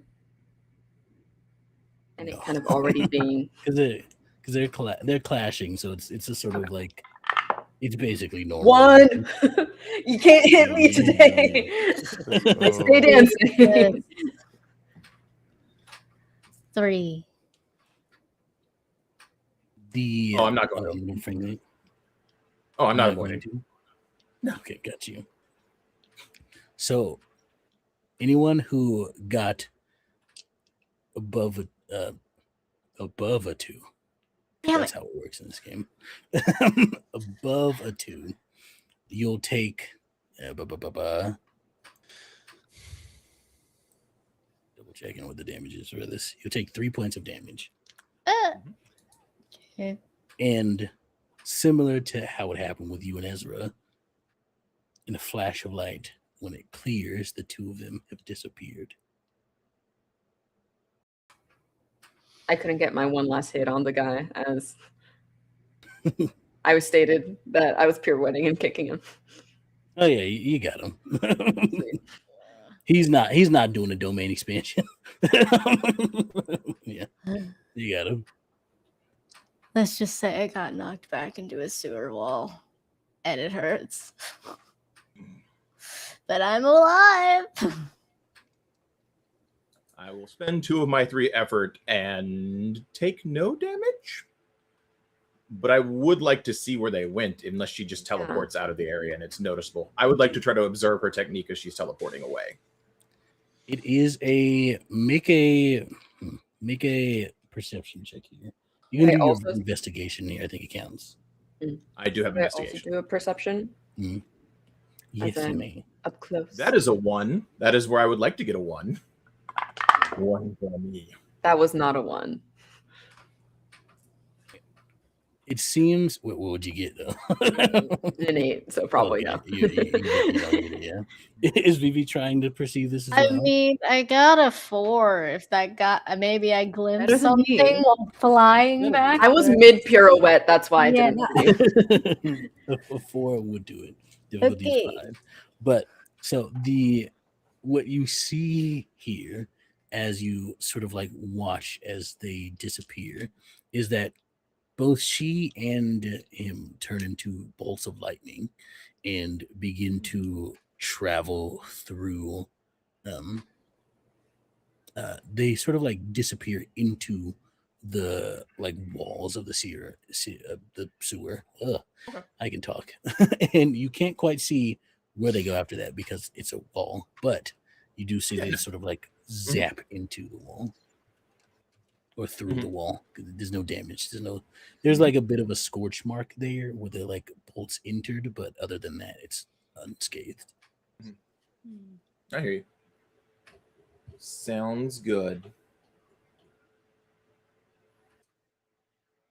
All right, cool. Gives me a place to work from. As the dance floor dissipates, I think Mari like just why? If they're so trying to intimidate us, to fight us, why do they keep running away? I don't fucking know, man. Can we get to you and Ez? I really like to check on them. Yeah. Yeah. I will help Vivi up and kind of scoop her up. Yeah, also. And carry her. I will gladly take a piggyback ride. Thank you very much. Yes. You will straight piggyback her. Franklin, you get a call from Barry once more. I will have Vivi answer it as I am currently piggybacking Vivi. Hello. Hello, this is Barry. I'm calling to update you all about you and Ezra's conditions. The team has arrived on scene. By the time they got there, it seemed Ezra had already been taken care of by you. But we are doing checks on them to make sure that they are okay, and it seems as for the most part that they are, other than a few scrapes and bruises. And we are transporting them back to headquarters at the moment. If you'd like to rejoin us. Yeah, good. We lost them. Just if you want to let them know that now. But yes, we'll meet you at headquarters. Sounds good. I will let the higher ups know. Also, let you know if he could cook up a meal real quick, that would be greatly appreciated. Jaime is already on the job, but I can have you assist them when they return back. Perf. Okay. Bye-bye. They're fine, at the very least. That's good. We should make sure you get some attention too. That looked like it hurt. It did. Sorry. Okay. Onward. Oh, okay. Guys, it was so cool. I picked up a sewer cover by myself. Whoa. Aren't those heavy? Right? Yeah. I don't know how I was able to do it.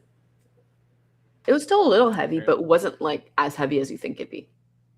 You did make a dance floor appear out of nowhere, so. Apparently you work out now. Gym days.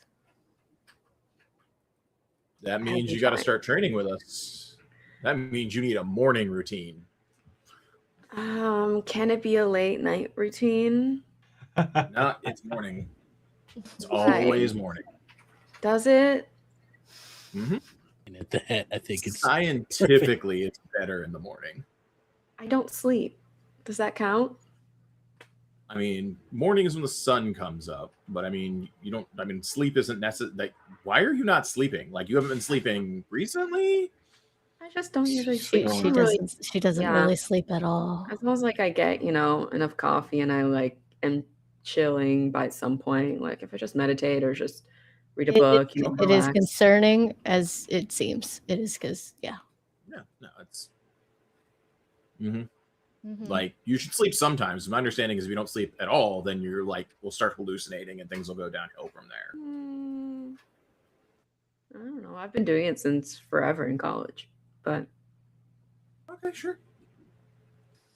Maybe it's just I have to do other things in my life that makes me sleep, but I'll look into that with the not sleeping. From there, we'll compress time for the lot of you to reconvene at the in the sort of mess hall of the headquarters, where Jaime, if you would have liked to help, it would have been greatly appreciated. But other than that, like Jaime is very much like only help if you like good to but sit down if you aren't good. Are you good too? Like, are you fine? I'm It good. said like you took some hits there. Yeah, but and I think like as he's talking with Jaime, I think he's gonna like kind of look vaguely in the direction of where Ezra might be or where Ezra might have headed off to. And then there's just a look of determination on his face. And he'll say, I'm good. I need to work harder. Oh, come by the kitchen. I can help you out and help you understand the whole healing thing a bit better. Great. Thank you. All right. At that point, with them walking in, Mari's still grumbling, just those bitches ran away. They teleported. Hammer walks up to you and shoves a plate at you as a I'm not hungry. It's okay. I'm not It'll make hurt. you feel better. I'm not hurt. They didn't even hit me. They were If you really still should eat, it makes you feel better. You had a tough fight. okay. We'll sit down. Also, it produces 2 more plates. You don't know where they were, but they are produced. Franklin my will God. eat in a contemplative manner, like he's thinking about what to do about these things. Scarfing down that food with no manners or care in the world. So Come fight us how when we're did- on equal footing. Yeah. So how did it go? Each How of does, the how does plates Ezra are- look when he comes in? Does he look all right, or does he look all sorts of like fucked up? I think that's a question for you, actually. You, how much like visible healing has there been? So I wanted to use, and I'm not 100% sure on the count, but in essence, I wanted to use all the juice that was given because it'd be like you panicking, wanting to bring Ezra back and pouring everything he has into it. So I think that'd 2 be in the pool. okay. Yeah, all that. You don't. Yeah, you only need 2 because it's Okay. all Ezra can get back. Great. But yeah. Yeah. So I Ezra would be fully healed. yeah. That means I look worse than you. Yeah, I think Mhm. there's like singeing on their like t-shirt, which is just a very basic like New Japan Pro Wrestling like Lion's Head icon shirt. I think there are bits of it that are kind of singed and like I think small bits of it have been disintegrated, so there's just kind of like holes everywhere on it. And I think one of the like lenses of the glasses is fully spiderwebbed. Yeah, but other than that, I think that they are totally fine. Look, visually, and they're just kind of sitting there. I think sort of with the chair leaned back, so it's just the back 2 legs that are touching the floor, but they're not like rocking the back of the chairs against the wall to keep it stable, and they are fully like cross-legged on the chair, smoking. Mhm. Okay.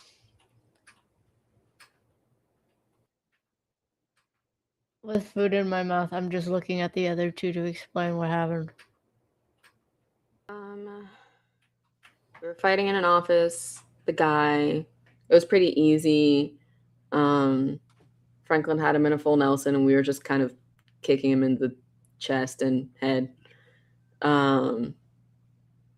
Then, we learned a cool trick we can do with sunglasses if we want to. Since you and I wear sunglasses, Vivi has a new thing that she can do that's really cool.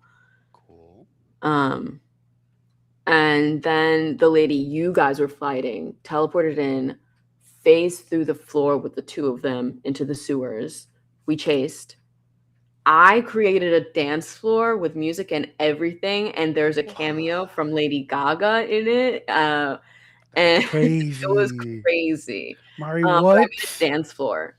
And I started fighting in the dance floor, and I could move the where all the levels for the dance floor was.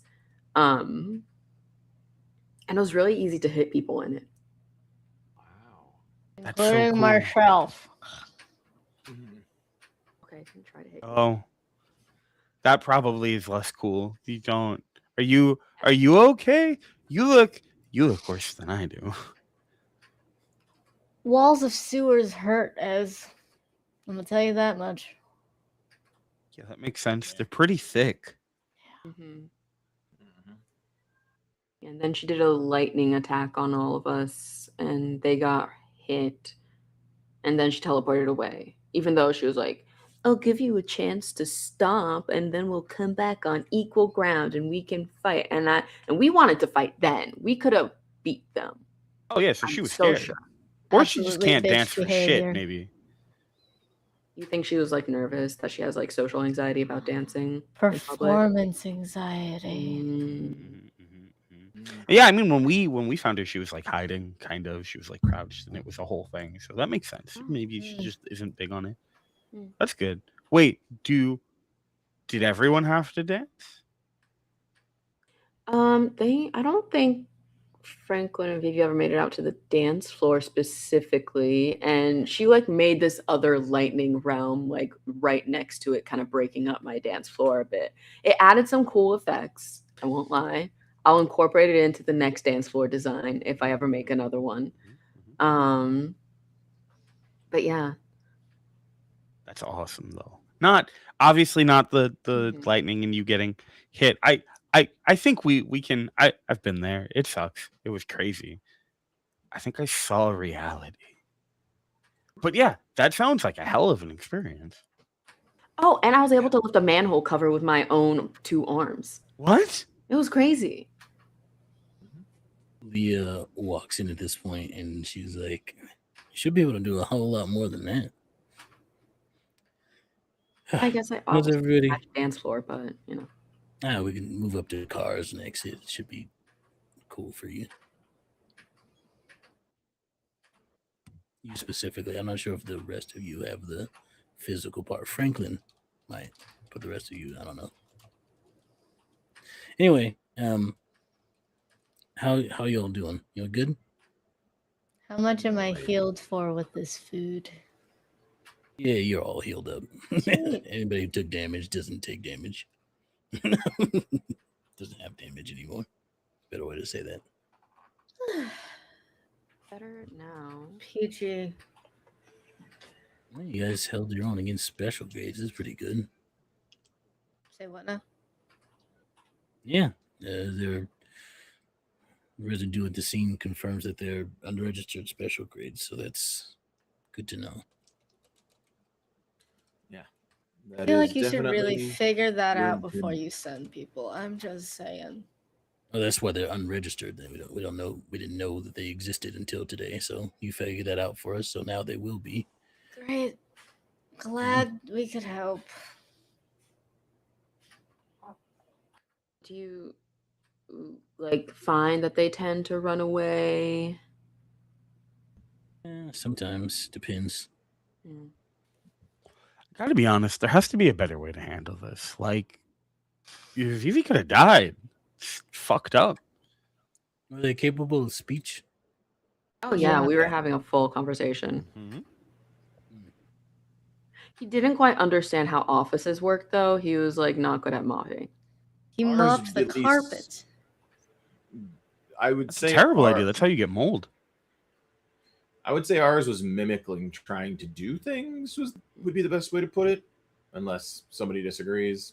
Yeah, but he had a full conversation. He was definitely trying to pretend to be a person and did not know enough about people, like Franklin said.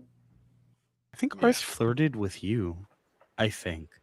Based on what, and is going to look over at Franklin, based on what I've been told. I think that's what happened. Okay, so that's 4. And usually they aren't able to speak much. The more powerful they are, sometimes they can, but usually like small utterances or like, one word, something like that. Oh no. These tried to negotiate before they ran away. Yeah. Full communication. Absolutely. They were like trying to intimidate us and failing. Intelligence, and also they tend to be fairly intelligent to be fair, but a higher level of intelligence and also communication. It's good to know that makes 4 of them. It's not good. Do we have like pictures and stuff of the other ones so we can know what they look like, just in case? Oh no, they don't show up on photographs. Drawings? Do we have some? One of the ones you guys said you saw a big bullet flying through the air. I was inside during when that happened. That came from one of the other ones that can speak. Wharf, yeah. Looked like looked like one of those movie depictions of a cowboy. Yeah, do we have like a sketch artist on staff that could maybe draw these down at least? Yeah, someone's got to have like a curse technique that has to do with that, right? Like, there's got to be I can draw them. Oh, okay, that works too. Like, there's no one who can like take a mental image and just like create it on paper or something. Like, that's not a thing. There's gotta be I'm a sure person. there is someone probably, but they're not here. Oh, we should You know, find them. can You find should just about find them. anything. But not everybody has innate techniques. Unfortunately, most people just have curse energy. It's very rare, and kind of got to be lucky to get one of those. But I'm glad you all made it out in one piece. Eat up and take some time to rest. And tomorrow we can, if you're up for it, we can wait some more time if you need it. But So, we'll question: debrief. You guys gave you that sword a while back. Do we have something like that would work like a lightning rod? She didn't just run away by teleporting. She turned her and her friend into a lightning bolt, which means, in theory, if we had a lightning rod, we could draw them back so they couldn't run away. Oh, that's fun. Drop them in a jar and shake them. Like, do we have like a room covered in insulation or something like that we could fight them in? I mean, yeah, we could also, that would be getting them somewhere. But if they're out in the open, they can just turn into lightning and leave unless there's something. Well, I mean, well, now if someone can make like a domain or something that could be insulated, we might be able to Like a start that. domain. Right? I try. That's the thing we'd go with. You can sort of do whatever you want with barrier techniques.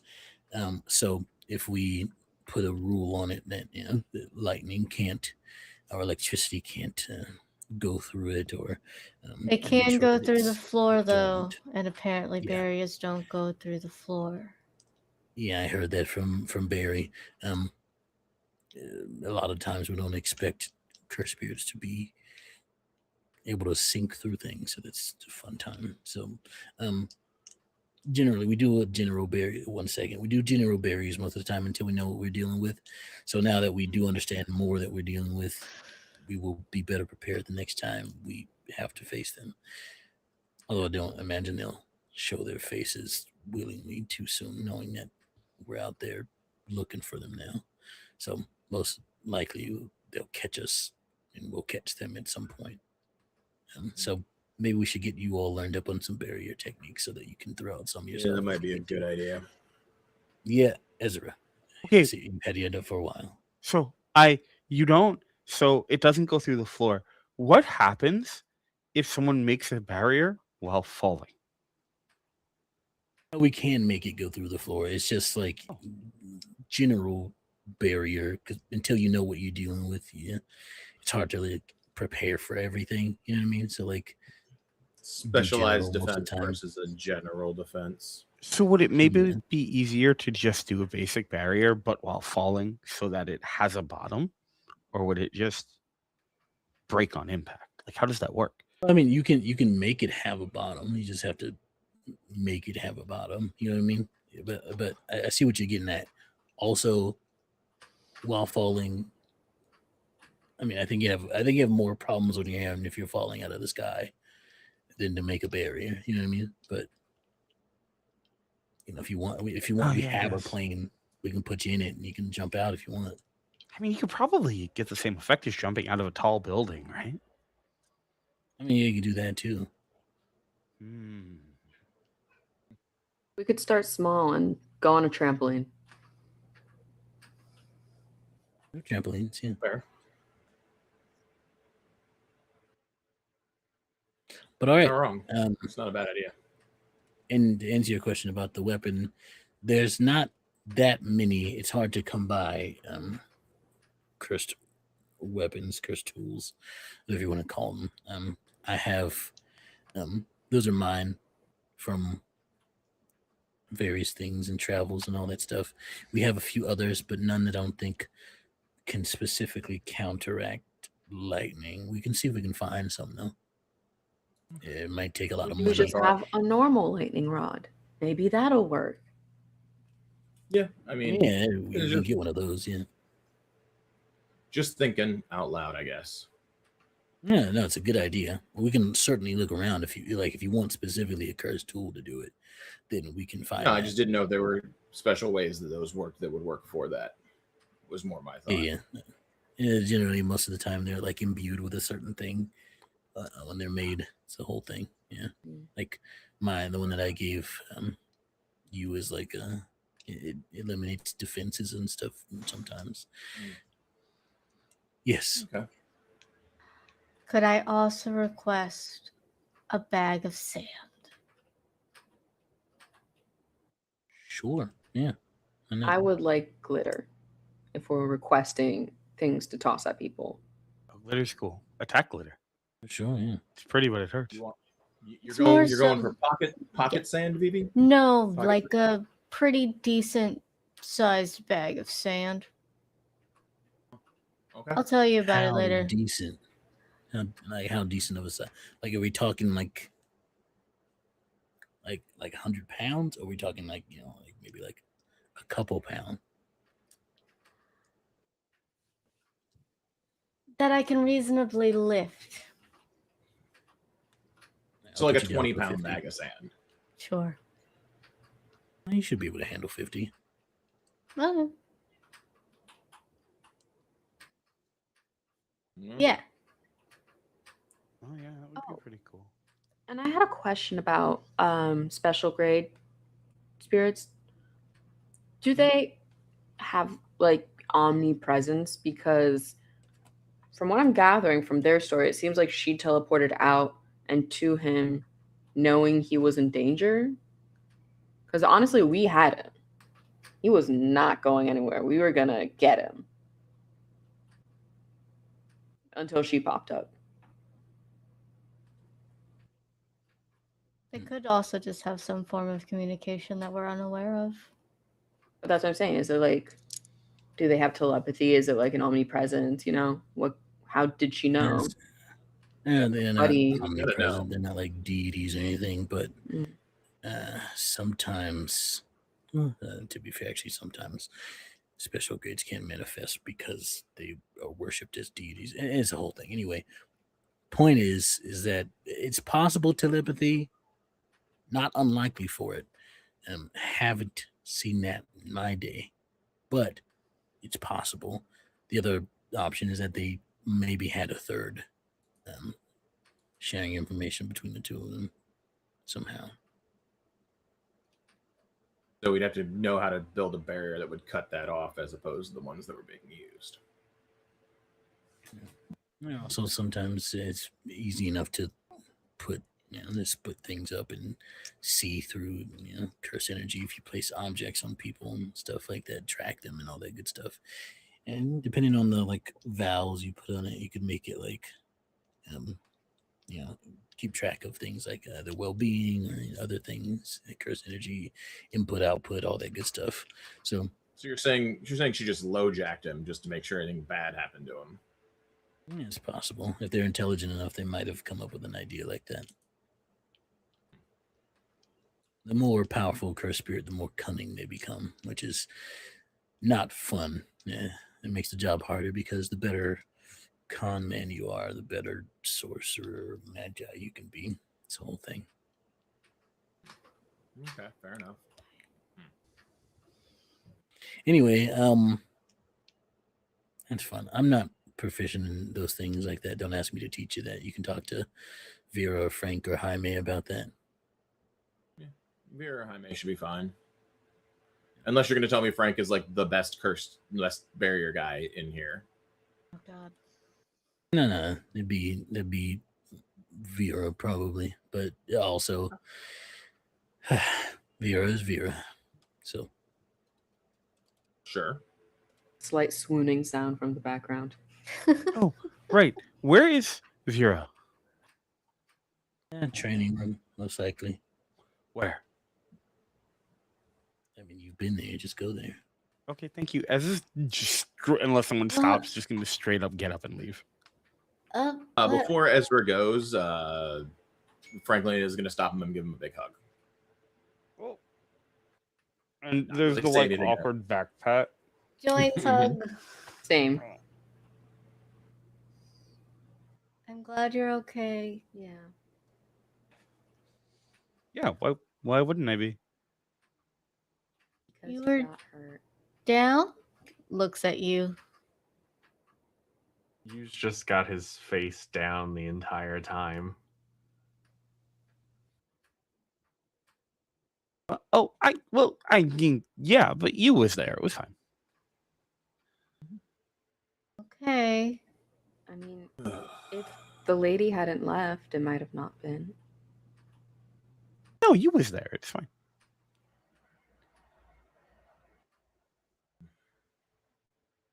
I don't think you're getting the full gravity of the situation as.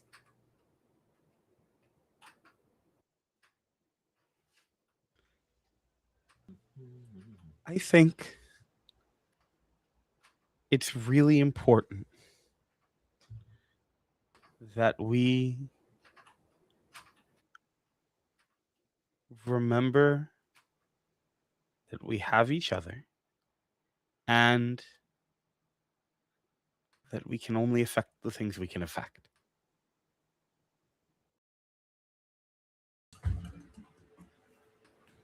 That statement works all right, but we can affect a Yeah. lot more than we used to be able to affect. And that's why I wasn't worried. Sure. That still doesn't take away what you had to go through while you were down. That's true. As we'll turn and look over at you.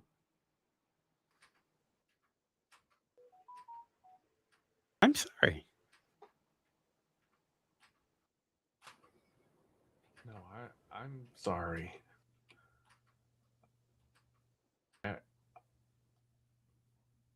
I mean, because of me, we almost lost you. Wait, no. Because of you, I was okay. Because of me, you're. I got lucky.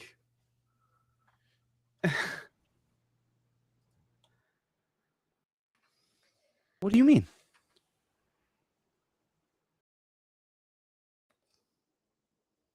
I could find just a little bit, but I just if I didn't happen to access that power that I've been thinking about it and I've been trying and I can't do it. I can't do it again. And who knows if I could ever do it again. And if I didn't happen to pull you in there, then you'd be dead.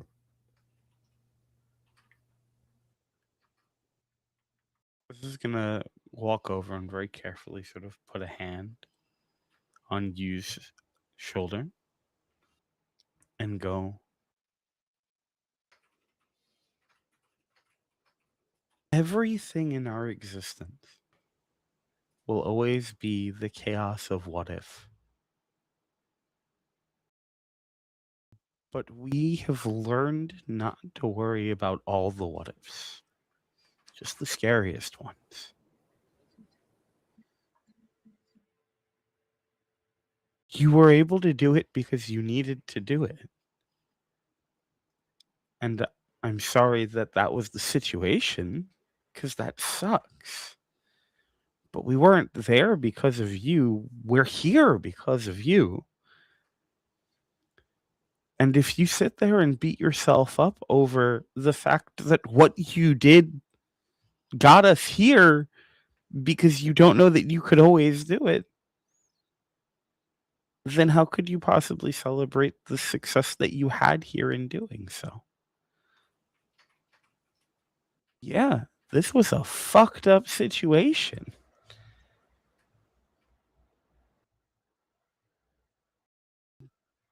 But it sounds like there's going to be a lot more of those.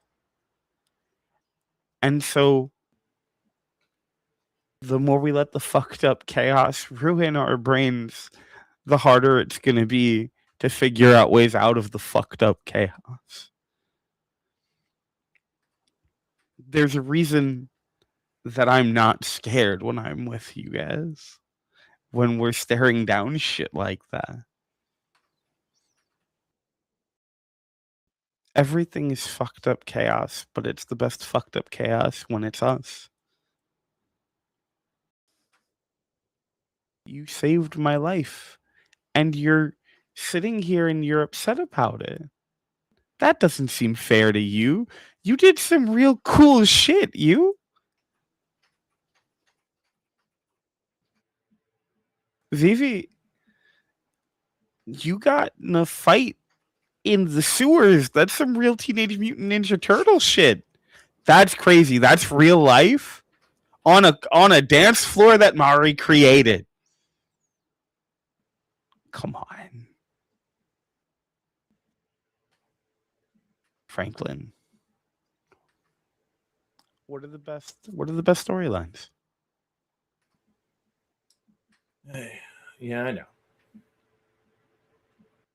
Come on.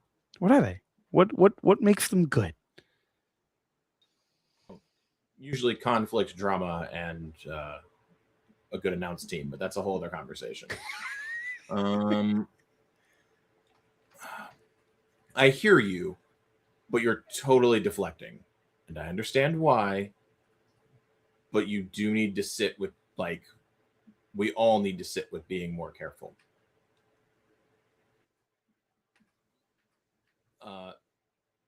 I'm gonna go talk to, as I suddenly forget the name of the NPC, the girl that can do the things with the birds.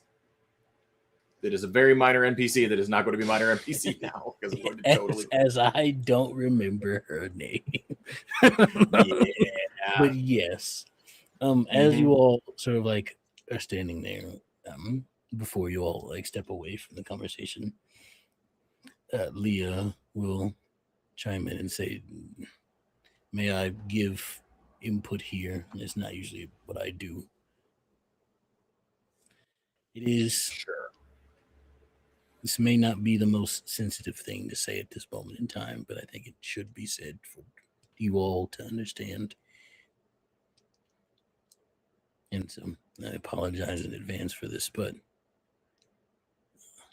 this line of work is named.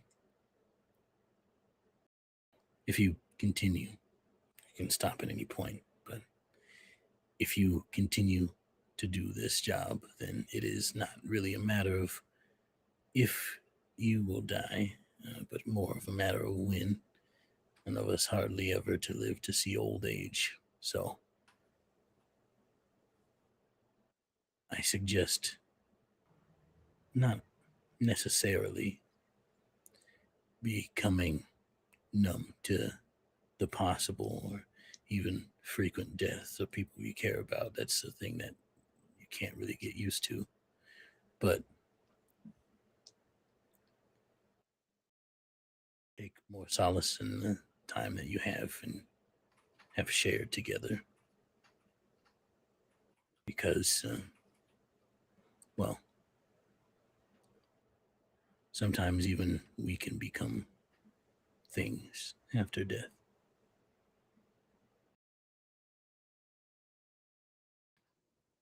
You die with regrets in your heart and things left unsaid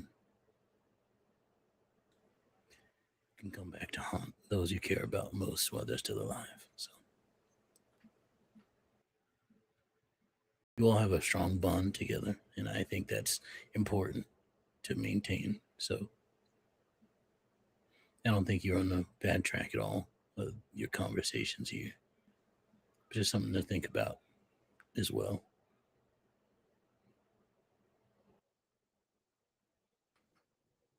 Sure. She's in the war room if you want to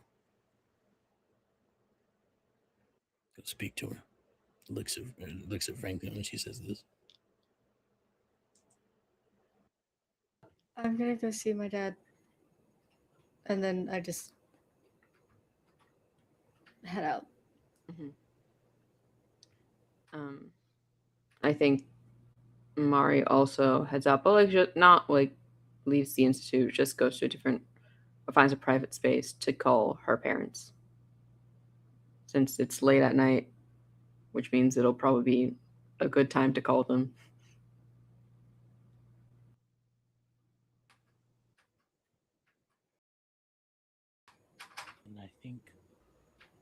here is a good place to end the session for tonight. The weight of things as they rest on the heads of these 5 newly anointed Magi.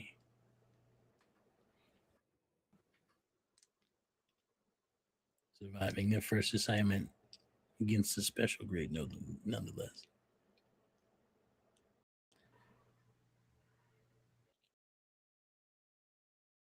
Thank you all for coming by and tuning into War of the Magi. Intense. It's good stuff. We could have beat him. Roy, we had Roy in the bag. Oh That guy was toast. He got Duex. He got bailed out. Yeah. I mean, you was kicking the shit out of her too. Oh, absolutely. No, Yeah, you guys yeah. were handling her. She also bailed for a reason, for sure. Mm-hmm. Yeah. They knew what it was. They're like, They I'm didn't not want the gonna song. die here. I don't want to die there. Thank you It was all for clear one of them tuning had a in. parachute, and the other one did not have a parachute. Yeah. I was like, no, I don't need a way to get out of here. I'm chilling. Don't worry about it. I got them. Just mop my way Oh out yeah, of the situation. Jack, clearly. Oh no, I don't got them. Help, please.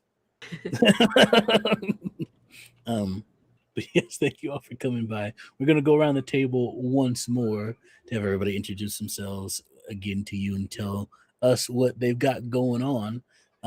We're gonna start. I would say reverse order, but I'm gonna be kind today because of rewarding of such great role play from my players here. But we're gonna start with Paul. What do you got going? Sure. I don't have a ton, honestly. You can find me on Thursdays on Apochromatic on our video game stream right now. We're just kind of chilling. Outside of that, someone tried to snipe me from this game, and I had to turn them down. They're like, "Hey, what are you doing on Tuesdays?" I'm like, "I've got a thing. I've got a thing." So there you go. But no, I don't have anything crazy going on, in all honesty. So you can find me Thursdays on Apochromatic Unlimited. Playing video games with Leona Maple and Ashton, being ridiculous. That's what I got going on. Feel free to I will kick pass to it anybody else. to. I will kick it to Tasha. Okay. Hi, everyone. My name is Natasha. I've played Mariela Galeon. You can find me everywhere on the internet at Natasha B Cosplays. You can also find me specifically on Don't Kill My Character for our game that Extel and I run on Thursdays and Tuesdays, but called Sanguine Scourge, our Vampire the Masquerade game, which we've already talked about at length on here. However, I would like to note we have to keep an eye on announcements as we get to the finale of our little series. We are changing some stuff to accommodate for our cast as we get close to the finale.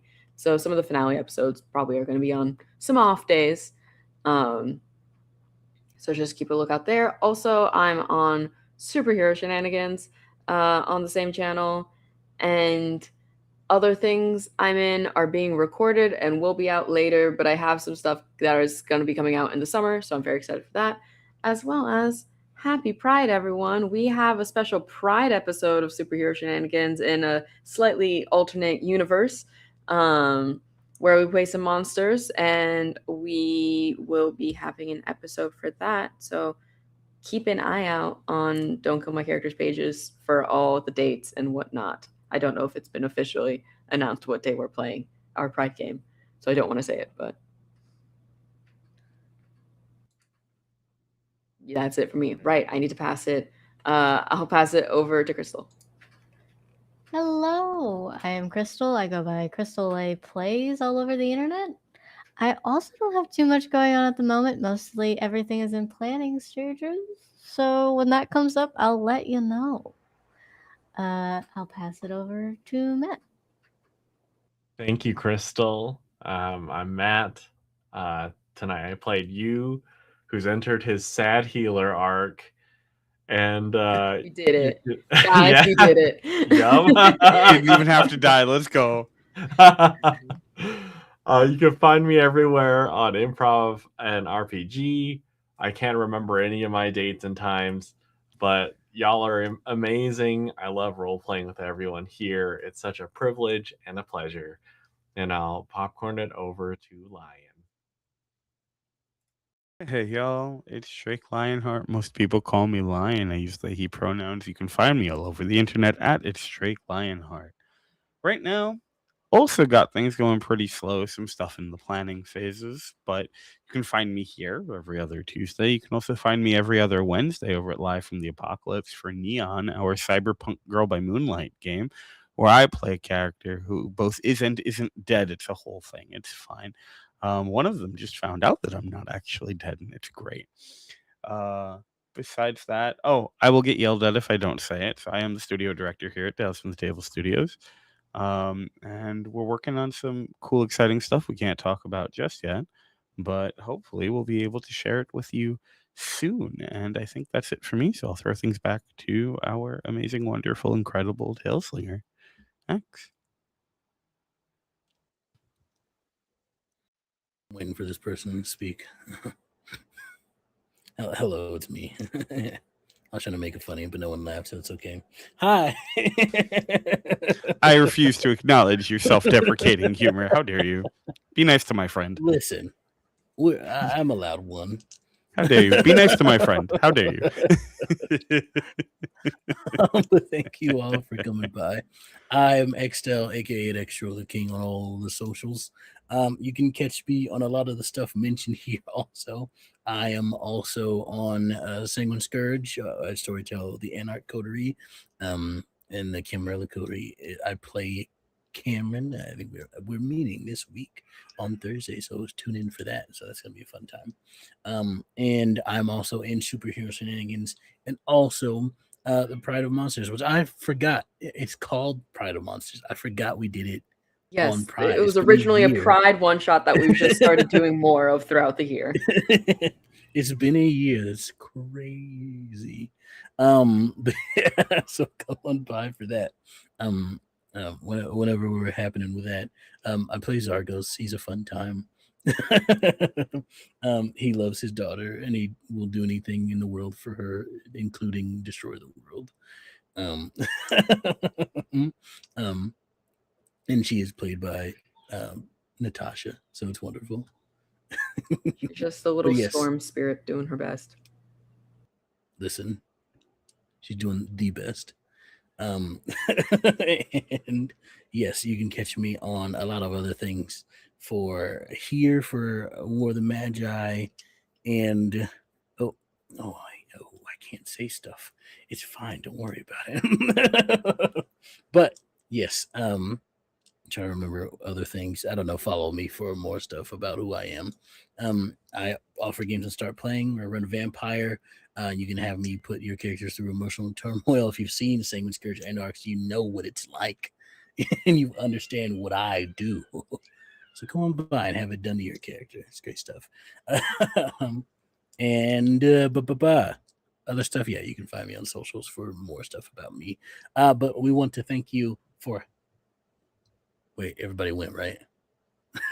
I was last. Okay, I'm just making sure. For a second, I was like, did Matt go? But yes. Okay, got you.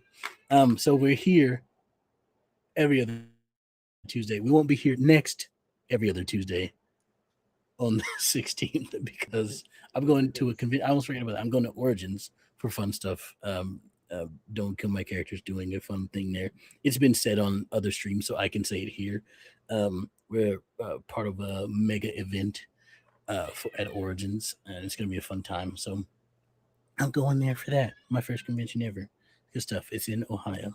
Whoever's playing my character, do good. My character's one of the players available for people to play. Do good. Obligated. Yeah, you're obligated to be awesome about it. So what you're saying is I could somehow play your character because I live in the city Origins is happening in. I'm just pointing that out. Go for it. Hey, yeah. Go for it. Yes, if you play her rage bait to the maximum extent. Oh, I will. She's a speedster. It's what she's made of. I wasn't planning on doing anything in Origins. Now I actually have an idea of what to do in Origins if I was going to do it all now. Hey, yeah. Love it. I love when a plan comes together. So, but yeah, that is me for stuff. So we'll be back with this show on the 30th of this month. But yes, uh, thank you all for coming by. This is a wonderful time. I love telling stories with these wonderful players and people. They are such great role players and absolutely chaotic, and I absolutely love every moment of it. So yes, happy Pride. Fuck ICE. Fuck everything that the administration doing. And it might be too late for y'all to do this, but go vote if you haven't. But There might be yes, runoffs. yes, Pay exactly. attention to that. Remember, Yeah. it counts. Okay, it all Always counts. counts. Truly, it does. So, thank you all for coming by. We love you. We love us. And remember to always tell your tales. A slab. Bye bye.